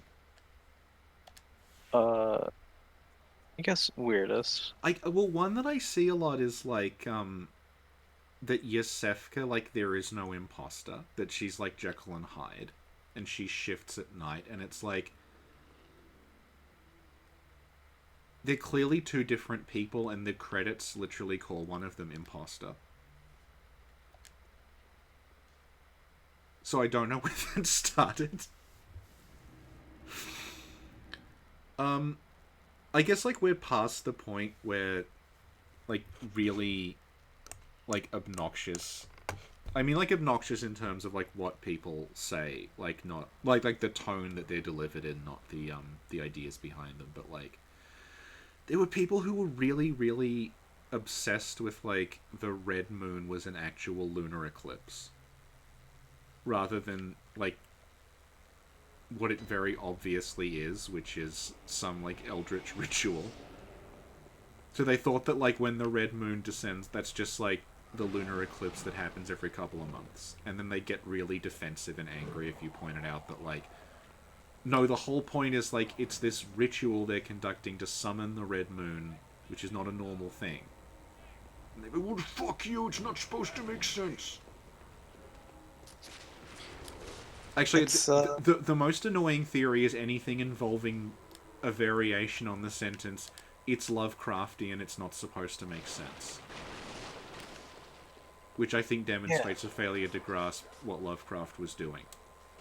I think some people like I don't know, like that's such a weird argument because this game just has actual magic, like. It's this like we've talked about like the TV tropesification of things. And it's like this idea that if something doesn't have this like Mass Effect codex thing that straight up tells you like quote unquote objectively what everything is, that's the same as it like not having a story. If there's like any degree of ambiguity at any point, it's like that's the same as just dream logic.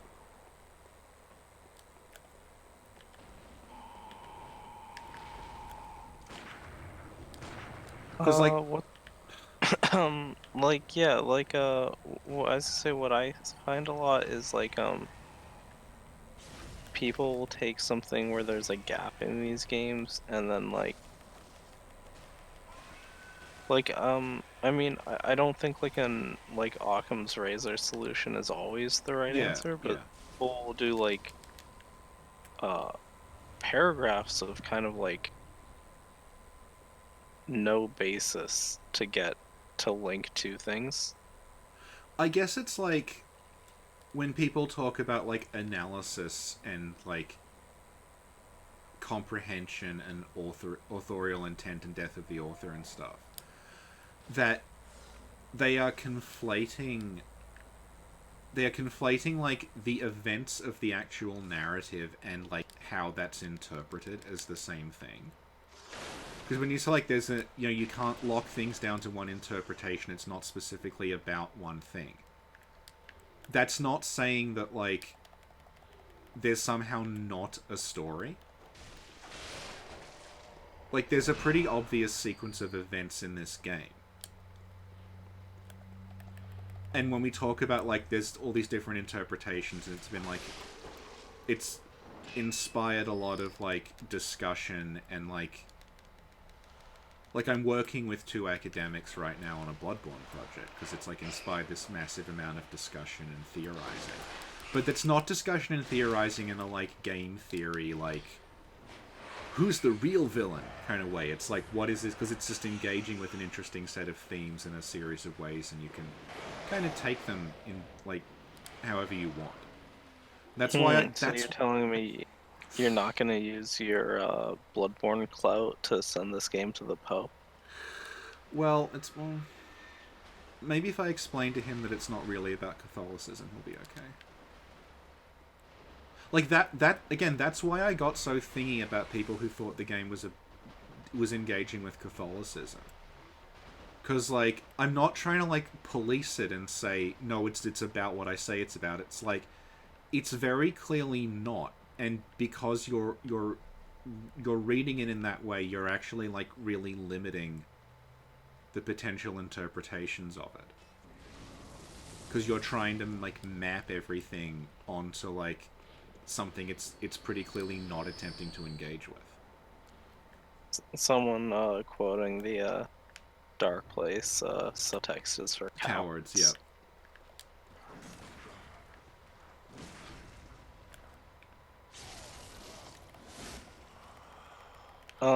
Yeah. Yeah. Like, I think that's, like, I don't really have problems with theories in these games, but I have, like, I just sort of take issue at people being like, here's two things that aren't explicitly connected, so, like, how can they be connected? They need to, for some reason. Yeah, which is, like, kind of antithetical to the whole approach, which is, like... It's very George Lucas. But it's kind of antithetical to the approach that, like... I don't even want to say Miyazaki, but, like, From take, where it's, like... It's a storytelling style where you're shown little bits and pieces and forced to tie it together yourself. But, like, that's the opposite of, like, everything needs to be neatly tied up. Yeah, like, in real life, the sequence of events that leads, like, two people together. Yeah. The end, like, place is the same location, is generally not related. Yeah.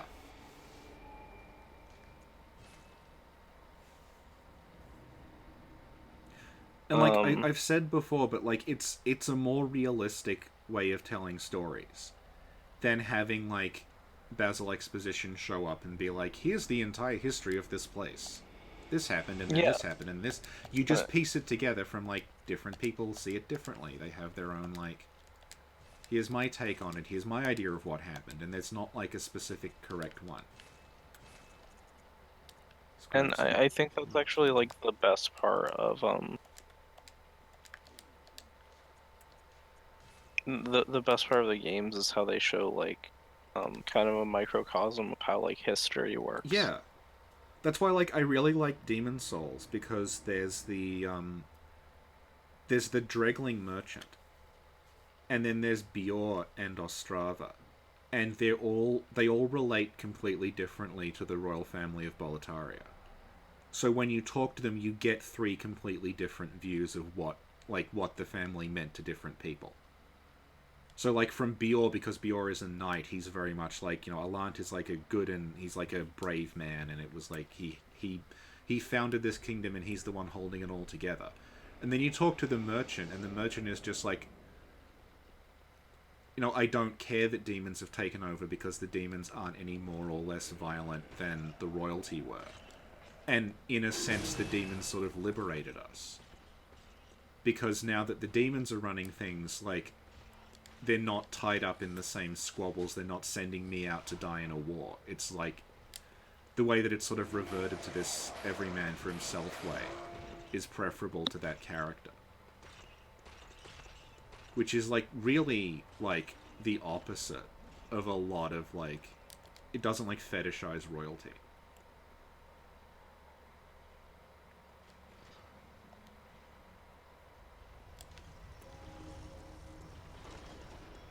So what I'm trying to do here, this is going to take a while. Eileen doesn't spawn outside Erden unless you've opened that gate, I think. This is another, like, legacy of progression being kind of a mess, is that initially the gate that I just opened with the Hunter Chief emblem, you would have been able to open if you beat the Cleric Beast and went through the shortcut that doesn't work anymore. So as a result, a bunch of things in Cathedral Ward are tied to that gate being open. Except you don't ever actually technically need to open it, because you can go through Gascoigne. So if you ever wondered, like old Hunter Henriette is a summon, but it's possible for her summon sign to not appear, and the reason is because it only appears when you open that gate. But obviously, if you skip the Cleric Beast, you have no means to open the gate. So I gotta open all these to make sure Eileen shows up, so we can progress her quest.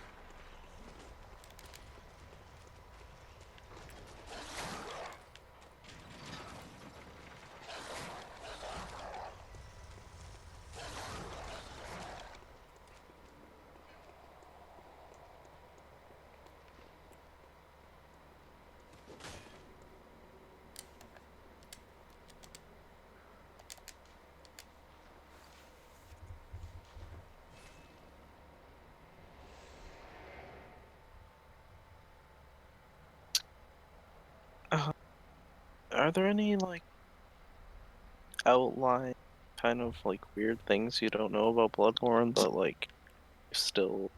You mean like the world, or the making of? I guess the world.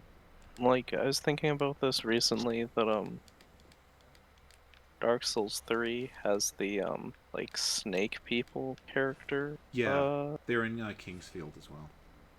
Yeah, Yeah. that is, like, a preset you can choose, but is never acknowledged. Yeah, or the Erythilians with the blue skin. Because we never really meet, and like if you select Erythilian, you get blue skin, but we never meet blue skin people. Don't you just get white skin? It's like I think it's like whitish blue. I haven't Oh, played Dark okay. Souls 3 I don't for remember. like a year. Trev just started playing it for his stream, so. Oh, okay, yeah. 3 was like really mangled. I'm pretty sure you were talking about like the dragon people boss in Sekiro. I'm starting to wonder if that was like a Ringed City idea that got recycled.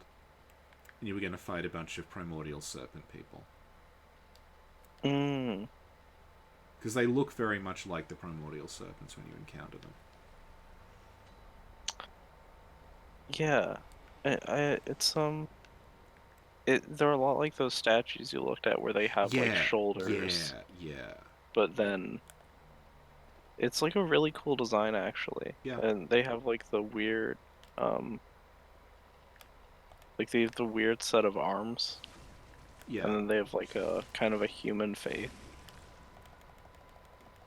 Their like teeth are very primordial serpent though. Like their jaw kind of ball forward. And we know now that like Sekiro did start off as Tenchu and it became Sekiro later on. So like they may have recycled DS3 stuff like there might be something with like the last half of the game is a lot weirder. Yeah, no, I was thinking that too. Like that seems so like convenient. Yeah. So I'm like kind of hesitant to. Yeah. But like it really does seem like the first kind of half of it is like a take out these high ranking generals. Yeah. And then it's like a defiled village where people are turning into fish. What I want to know the most is at what point in the development Rope Man came into being. I love him. He's in Mystical Ninja starring Goemon. He's in Goemon. Yeah, the 64 Goemon game. So I'm guessing, it'll be some like Japanese folklore thing that I haven't seen before. The like rope kind of golem thing. Andrew really nailed it when like a week into Sekiro's release, he was just like, "This is just Goemon." It really is. And we, of course, predicted that with our April Fool's video. Which, probably the most exposure Goemon's gotten in a while. The best/worst part of that is that because it's called April Fool's with Vati, people assume that the Vati thing is the April Fool's joke. And it's either like, audio of him from something else or it's me pretending to be him. Without real... No, we got him. We got Vardy to record 45 seconds of audio for us. And no one watched it and they all think it's a joke. Oh, someone's asking Rope Man who. Toward the end of Sekiro, the way you get to the, like, kind of Anor Londo area is that a giant kind of golem made of knotted rope picks you up and carries you there. He looks like a stick figure. Yeah, yeah. That actual cutscene is I think one of my favorite parts of that game. Yeah, yeah. Like, the idea of like them being like, oh, there's like a dream realm, just can't figure out how to get to it. And like everyone's like, oh, I can't figure it out. And like then the solution is like, you simply need to ask the Rope Man to If I were going to the Divine Realm, I would simply ask the Rope Man. yeah, if I was John Sekiro. I'm kind of disappointed his name was actually Sekiro. It makes the Yeah, John Sekiro because joke John less funny. Sekiro is so much funnier. Yeah. Like, I mean, like you've still got John Dark Souls. That's true.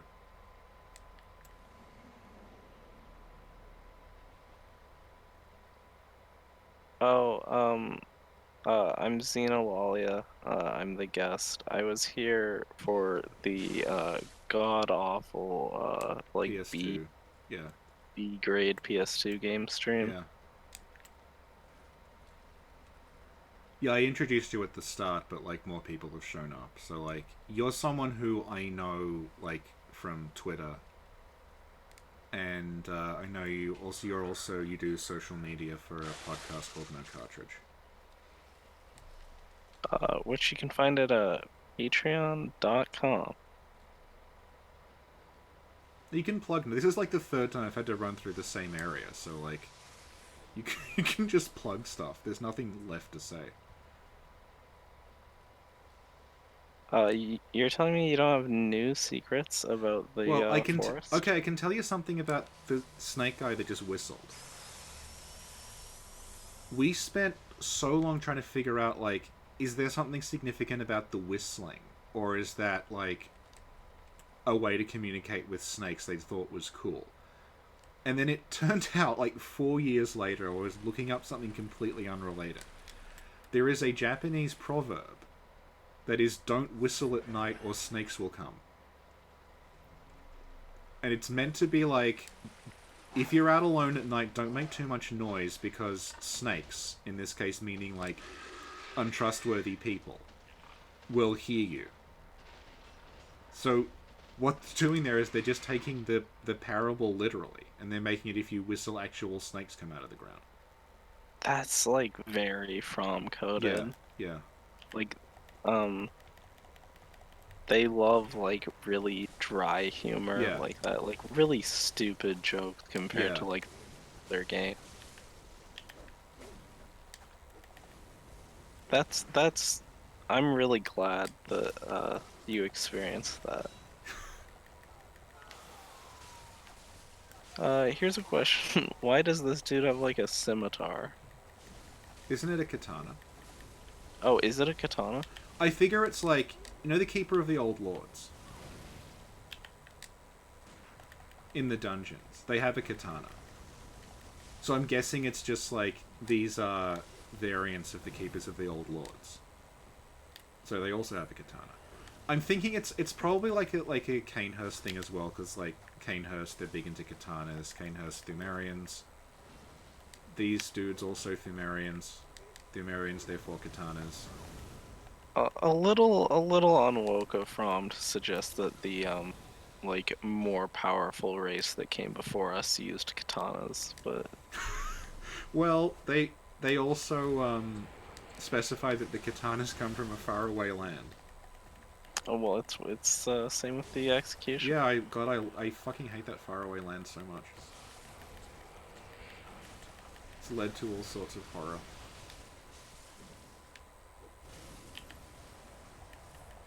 Yeah, people are talking about John Sekiro and Tom Cruise in the last. That's true. Also, I don't know which is funny because yeah. like, I was just say like the Last Samurai, like that movie is based on the same material as Neo. Yeah. Yeah, I don't know if this stream caught it because I think like the Elgato was slightly stuttering, but I was able to damage the snakes that the shadows summon. Like they have hit points. You can like hit them and you can kill them, but they just respawn again. Because they're a legacy of the original, like the boss. There would have just been a giant snake, and like snake heads would pop out of the ground. You think having a giant snake boss is a reference to Miyazaki liking Harry Potter? Yes. Which the series invented snake. He did say that the stairs in the Duke's archives he got from Harry Potter. Yeah. He also made Onion Knight's daughter look like Hermione, even though you can see. Which, legendary play. Forcing your devs to do that. Someone else talking about. I find it especially funny that they portrayed the Tengu, a mythical creature with a very long nose, as a bunch of noseless monks. Oh god, that's true. I'm asking how long the stream is gonna keep going. Well, not much longer. I just need to beat Rom again, and then I'll be able to show you the Bloody Crow and Amelia fight. And then someone asked, like, out of curiosity, if it's possible to reverse the time in the dream, which I think it might be. Someone else asking, if you are afraid of snakes. No. I mean, surely a requirement for being Australian. No, a requirement of being Australian is that, like, you're just used to snakes hanging around, so it doesn't matter. Yeah. I mean, like, not being afraid. Yeah. Also not afraid of spiders. Was Gurman a blood consumer before he met the moon? Yeah, I think everyone in Yharnam... The whole Gurman has, like... There's a whole lot of deleted Gurman dialogue where he says, like, yeah, I'm a native of Yharnam, not like other people. And, that's, that's interesting, because it would fit in with, like, the, where the workshop is. Oh, yeah, but I was going to also say, like, it fits in with the hypocrisy of the, people calling you an outsider if they also aren't native. Yeah. And also, like, I said, like, speaking of Sekiro, I very strongly suspect, having played Sekiro, that, like, you know how the sculptor in Sekiro says, yeah, I was giving into the, like, Shura thing. And that's why Ishin cut my arm off to stop me killing people. I very strongly suspect that's why Gurman was designed with one leg initially. Because I think they may have been going for, like... Gurman was... to cripple him. He was going blood drunk. And they didn't want him to fall any further into it, so they, like, confined him to a wheelchair by hacking one of his legs off. You know how the knights in Canehurst, the statues all have one leg? Mm-hmm. And I always assume that's just, like, a bug. It's like an issue with the model they never ironed out. Turns out there's a whole lot of deleted knights with one leg in the data. So, that was an actual thing. Like, one-legged knights were like a like motif early on, and there's like a knight boss. He looks like something from Demon Souls, but he has like a wooden leg, and he like limps toward you. So I'm like, that's yeah. I find that everything that's connected to Demon Souls in this is like what I think is most interesting. Yeah. So I want to show you that, like, you can't hit Yharnam with anything, that I've tried. Wondered if it was possible to dispel it, but you can't. Okay. Red Moon. So now we're back in Cathedral Ward like before. Where are we on? We're on 1 hour 49. So, like, we're kind of ahead of time. I might try the, I don't know if it's worth doing. I'm pretty sure, like, the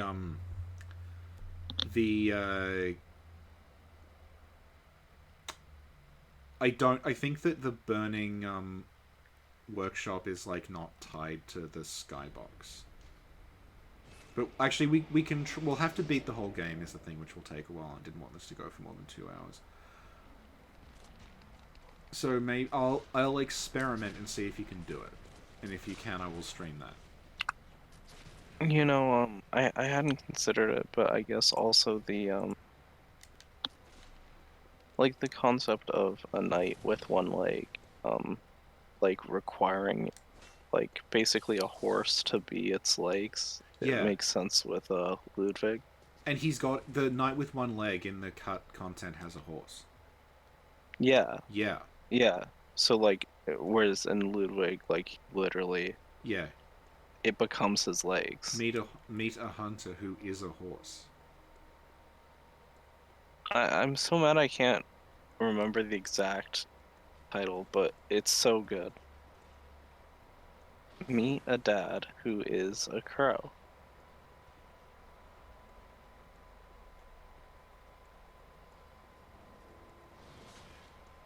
People just talking about the beasthood crawling up the leg being really good flavor. Yeah, I think they like came up with that later on. Well, like the idea of like a disease creeping through your body is like a very like real historical. Yeah, definitely. Yeah. Speaking of like real historical stuff, I remember when they first showed off like images and everyone had bells. I thought that was gonna be like a leprosy thing. Because they used to make people with leprosy wear bells to like signal that they were coming. Because they used to believe it was incredibly contagious, which we now know it isn't. So I thought that was going to be a sign that someone was infected and you'd like hear the bell ringing and have to get out of the way.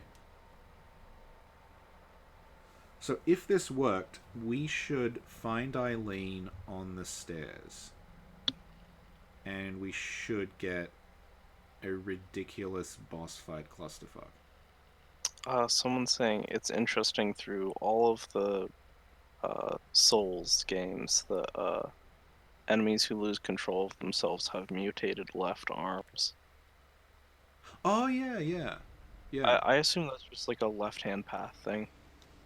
Well, it's that, and also, like, just for boss design, that, like, if you've got one gigantic hand that you attack with, it's, like, a good, design, because it, like, signals, okay, dodge under this thing. I think, just they were specifically saying, like, it's the left. Yeah, the left-hand path, yeah, the sinister. Okay, Eileen's Someone's here. saying, somehow this is all Richard's fault. Someone's saying Leprosy Bells is gonna be the name of my death metal band. Someone's saying Amygdala has a longer left arm, maybe? It has 7 arms, and one of them is, like, longer and kind of, like, glows at the end. Like, it's kind of asymmetrical. And, yep, Bloody Crow is there, so let's... We're not going to do well at this since Eileen killed us, so Bloody Crow is going to be even worse. Let's just...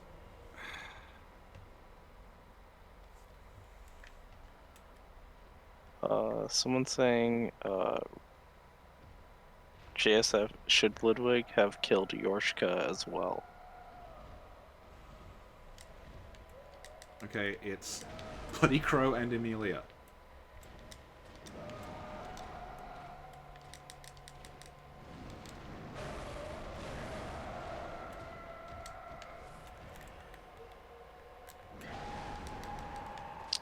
I want to try to get them to fight each other, because he will do a ton of damage to her.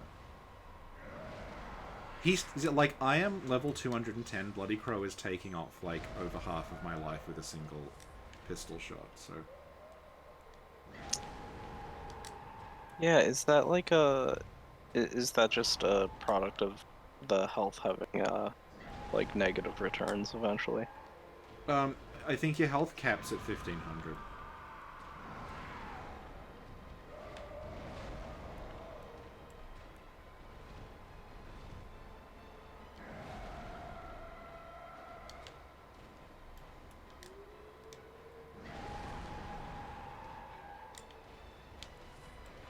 This I really like the lighting in this. Yeah. With this, like the chapel looks like I think this chapel from those windows gets more natural light in it than like any other Yeah. interior in this game. Yeah, it might be from, like, they may have wanted more moon stuff to happen here originally. With, like, you see in the trailer, like, Ebrietas is in here. Yeah, I Yeah. wish they'd gone for more moonlight, actually. Well, I think they wanted to and they just weren't able The PS4 can handle the lighting. to. Well, as soon as they announced that the PS5 will have no load times,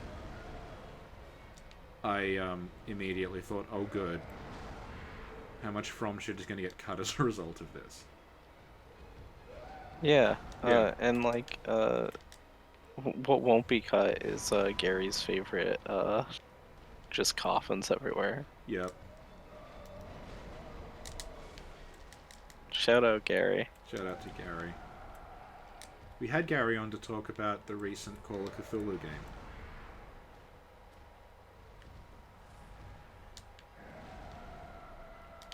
Well, they don't seem to be fighting each other very well. Because it looks like Amelia's attacks just go through the Bloody Crow, and the Crow is only attacking, like, if I'm really close to him.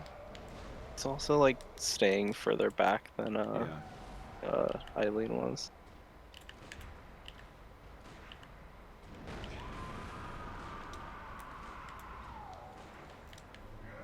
We'll just do this till we die. Hope something entertaining happens.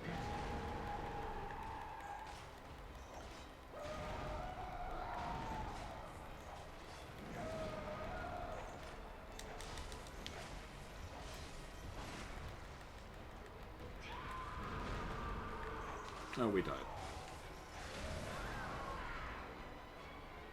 Well, we died at 1:57, so I think that's probably a good time to call it.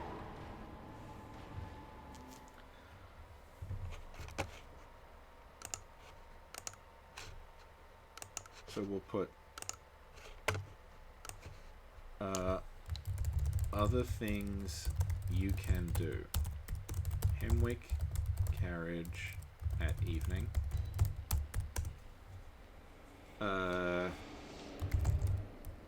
Yahagol at night. I'm trying to think of what else we can do. Oh yeah, transformed Gilbert during evening, night.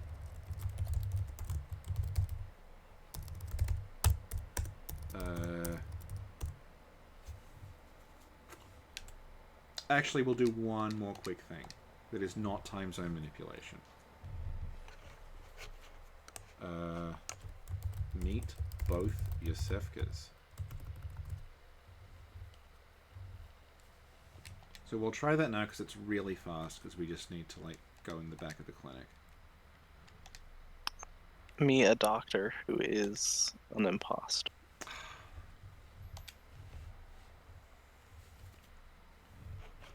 Someone's saying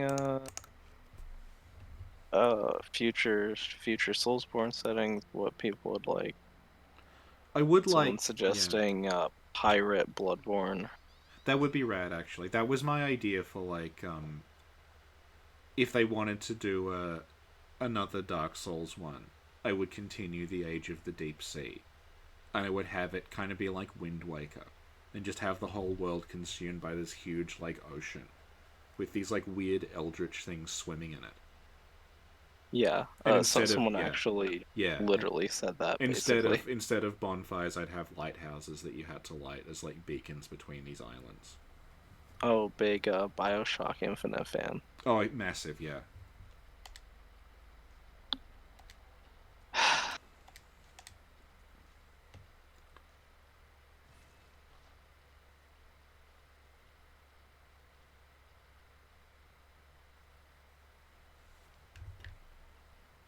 So I'll just show people the back of the clinic.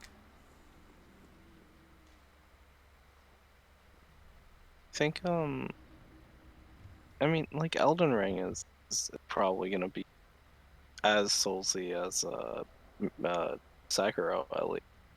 More so than Sekiro, I imagine, yeah. Yeah, they like, there was that Miyazaki interview where he said that, like, he it's was doing more a RPG. reboot of an existing series and the successor to Souls. And at the time, we thought successor to Souls was we didn't know it was Sekiro. We just knew Shadows Die Twice. So we thought it was going to be that, but we now know that that was the reboot because it was Tenchu. Yeah. And yeah, so the successor to Souls is Elden Ring. I can't wait to have builds again. Yeah.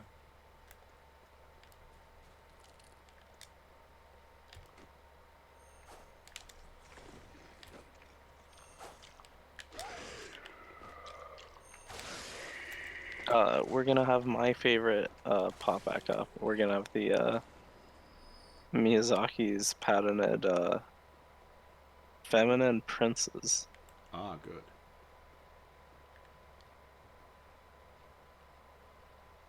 Yeah, because they made a big deal out of a world created by George R.R. Martin, and then they showed that concept art of that boss who was just straight up like, this is just from Dark Souls 3.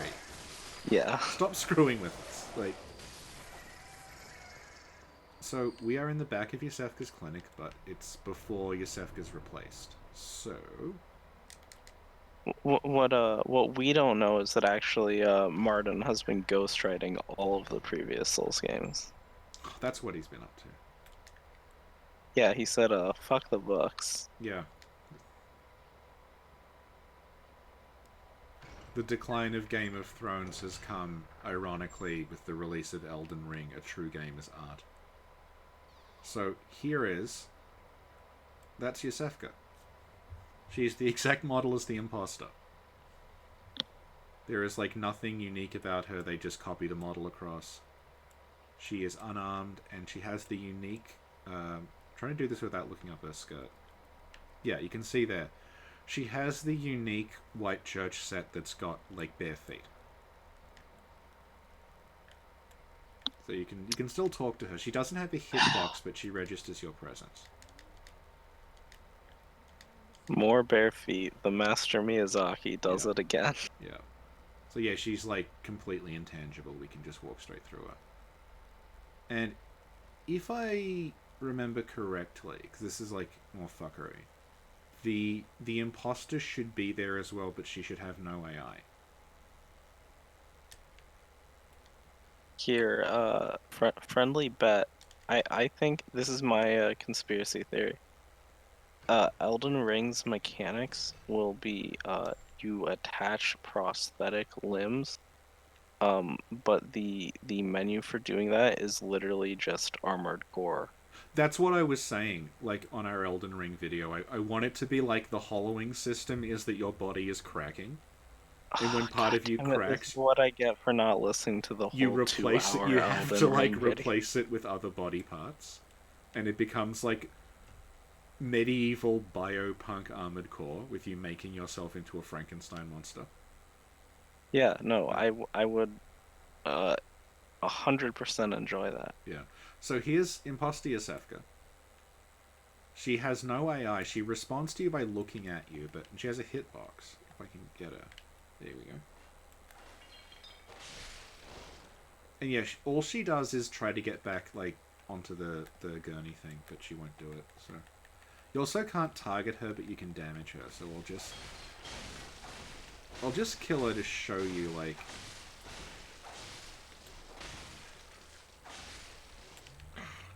Look at the visceral Huh. Is that animation used anywhere else where she, like, face plants? Yeah, I think it happens to you if, like, you fall, so... For some reason I thought you when you die from falling you land on your back and like starfish. I think I'm wrong though. I think you face it depends on how far you fall from. See, we get the third chord from her as if it's like the Paleblood phase. And even though, like, again, this is sort of like, this would obviously be here because it's just part of the environment, but the experiments haven't started yet, but the partially transformed Celestial is still here. So I guess in this timeline we killed the imposter and Yosefka's fine. Actually, hang on. Hang on. I want to test one more thing. We killed the imposter. Yosefka's always replaced at evening. But now that the imposter's dead, I wonder what's going to happen if we move the time forward. Like, will it register that she's dead? Because once What you happens kill if you her, yeah. what happens if you send people here? Oh, if you send people here, they're always transformed, even if the imposter's not there. But like, Oh, really? normally, if you kill the imposter, you can't talk to her through the door. But now I'm curious as if that works in like this time manipulation scenario. If I've like already killed her. Because I think that like the imposter on the... God, this is so confusing. Because like, she dropped the third chord, which implies it's the imposter who's on the surgical table. But the imposter on the surgical table doesn't, I think, give any blood echoes, and she dies in one hit. Whereas that one, like, had hit points and acted like she was the one that you fight that drops Burden Writhe. So let's just see what happens. You do get blood echoes, don't you? Maybe. I can't remember. I think you get like a small amount. Maybe Yeah. I'm wrong. I don't know. I just remember, like, I feel like it plays the audio of getting soul echoes. It might, yeah.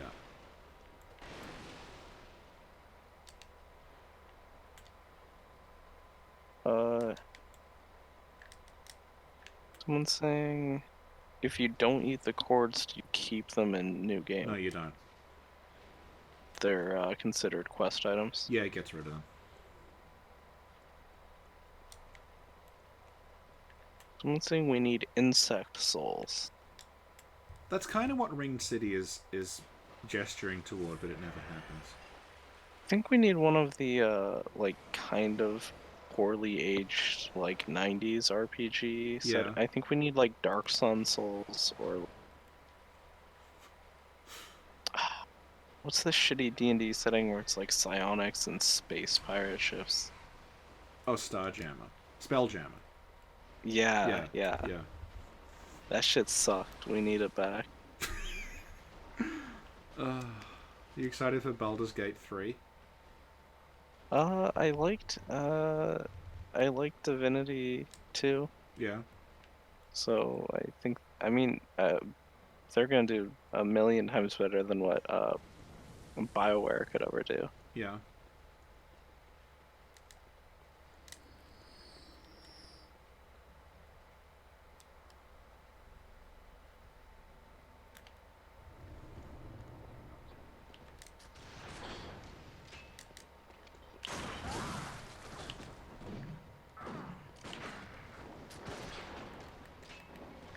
Yeah, someone's saying Dark Sun Souls, Planescape Souls.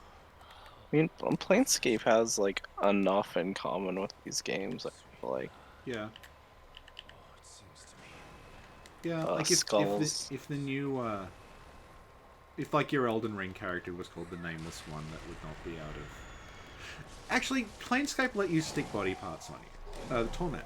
Because you got like bits of skin you could affix with tattoos on them. Yeah, and you could also affix your own arm into your other arm as a club.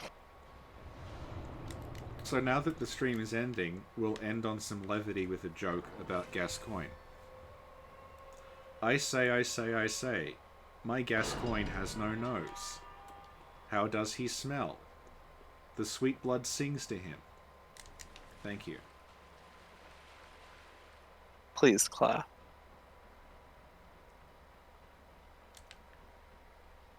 I just came up with that then. Someone just saying about the Souls games, I'd love to see them tackle a living world sad face. High school Souls coming soon. That's already an AU. I've seen it. Ornstein's head of the disciplinary committee. Someone else saying, what do you think is the best Armored Core to get into this series? I'd say this just for answer. Well, it depends, because like 1, 2, and 3 and their associated games, like, they play differently to For Answer. Because there's like Armored Core 1, Armored Core 2, Armored Core 3. But then that universe comprises of like a dozen games because they kept making variants. So you can get there's like there's like expansions. yeah, game. there's yeah. Well, there we would call them expansions, but like this is pre DLC existing. So you can get it's like more like there's like Armored Core 2, but then there's Armored Core 2 Another Age, which is just like a bunch of extra Armored it's Core like 2 mission missions. packs. Yeah, they're Yeah. basically mission packs. So just want to see if the imposter's still here. Ooh, people not liking your joke. We've got a JSF is cancelled. We've got a boo. We've got a bravo. Got a unsubbed, disliked, and reported. The imposter came back.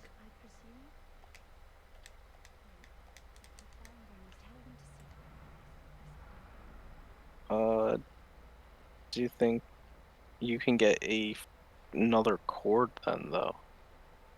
No, because if you kill her in this state, she drops it in Wraith. But I mean, can you get her to... Like, can you get her to move again? Ooh, well, we'd have to go kill the Shadows and Rom again, and I think it's probably like... Yeah, good point. Yeah, I'm not going to do that a 4th time in one sitting. I say that, but I have done worse. I did beat, like, Dark Souls Remastered in one sitting. Just sat down and didn't move and beat the whole thing. So, is she going to be behind the door? Oh yeah, we didn't really answer what a good, like, starting point is for Armored Core. Oh yeah, okay. Well, if you like, chunky mechs... that kind of like... it's like handling a tank. Yeah, they get more live. Yeah. And like Yeah. it becomes more actiony. Goes on the first 1, 2, and 3 are basically like you're piloting a big chunky tank monster. Even if you've got like legs, you still control like a tank. And then from 4 onward, it kind of becomes a bit Bloodborne-esque. It's all about dashing. And you have this weird system called Primal Armor that lets you like, it's like the regenerating shield from Halo. So they play very, very differently, and there's kind of a rift in the fandom about, like, whether that's a good or a bad thing. Like, a lot of people who got into 1, 2, and 3 don't especially like 4 and 5. I'd say like 1 through 3 are more like rivet counter. Yeah, they're very, like... They're a bit more like... I don't want to say sim-y, but they're more tactical. Yeah, and they start adding stuff like individual parts being damaged and things like that. They become a bit more like arcadey.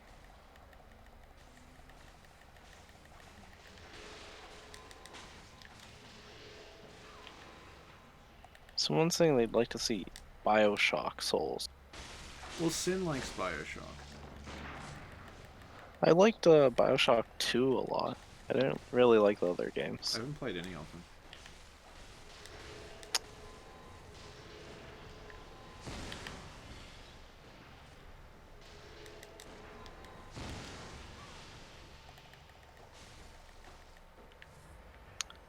I'm trying to think of like an actual like genre that I think like, because you could really put Souls into anything. Yeah. I'm trying to think of one that would like complement it the most. And Well, it's hasn't like Gary's talked about this a lot, where it's like the games that took influence from Dark Souls, but didn't copy the combat system.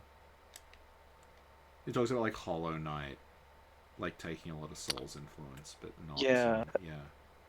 They recently did that. I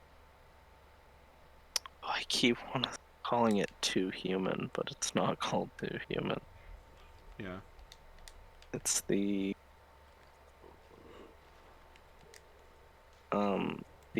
like Norse techno shooter game. Mm. You know what I'm talking about? No, I actually don't. It's not I Divine Cybermancy, so who cares? Understandable. We gotta free up your brain space for the eye lore. The arrival of a true game is art. I divine cybermancy. Shout out Cliffy B. I mean, not really. No.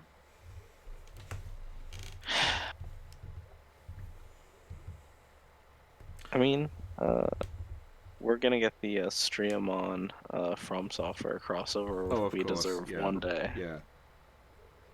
The twist at the end of Elden Ring, it'll be like Bloodborne, and you'll get picked up by the cyber demon from Doom. And it turns out that it's really the Metastromonic force that were running everything. Immortal Unchained. That's what I Oh was yeah, thinking Mortal of. Unchained, yeah. Yeah, I haven't played that. Allison Baker played it for a fair bit. There's like footage of that on her channel. And Sin has played it a bit, I think. I haven't played it yet, but I will at some point. I feel like it translated the combat to shooting very well. Yeah. Think we might call it a night then. So, Sounds very yeah. valid. Good night, everyone. And yeah, Sin is back from the woods as of tonight, so we will resume regular service. And I think the next thing coming out is she wanted to talk about Ghostwire. So we recorded that. She's also got some Sekiro stuff with Nick that she's recorded. We're gonna have Mal on to talk about the choir at some point as like a follow-up to our choir episode with Smotown. We are also gonna do I'm gonna finish Kuon because she's too scared to do it. Then we're gonna cover Kuon. Then we're gonna be doing Fatal Frame, and we're doing that in two parts. One with Mimi, who people might know from like Soul stuff, and one with another YouTuber called Exorcizzle who wants to talk about the other like half of Fatal Frame. We also have a Hatsune Miku game on order, so we're going to be covering Vocaloid stuff with Laura, who we had on another time to talk about other stuff. And what else? We're just basically like, we have a few more Bloodborne things to do, but we're just gonna like kind of do other stuff until we know more about Elden Ring. So you can watch out for that. There's a bunch of like other weird shit on Patreon if you want to hear us like read self-help books to each other. And we've redesigned how streams work. So we'll be doing streams a lot more, and they will be on the lowest Patreon tier instead of the middle one. So if you join on the lowest tier, you get access to all the streams when we're trying to do at least 2 a week. We've also added a thing where you can, like, if you donate at a certain level, you can tell us what to stream, and we will try to do that. We've had requests for Evo Search for Eden, which I would really like to do because I like that game a lot. And Sonic 2006, because I think people just wanted to watch us suffer. So I can do that because I've got a copy of Sonic 2006 right here. And we've got a request for Eternal Darkness, which is going to be a little harder to do, but we'll figure it out. So, yeah, Sin is back, and thanks for sticking with us during the Sinners in the Woods period. And I will see you all later on.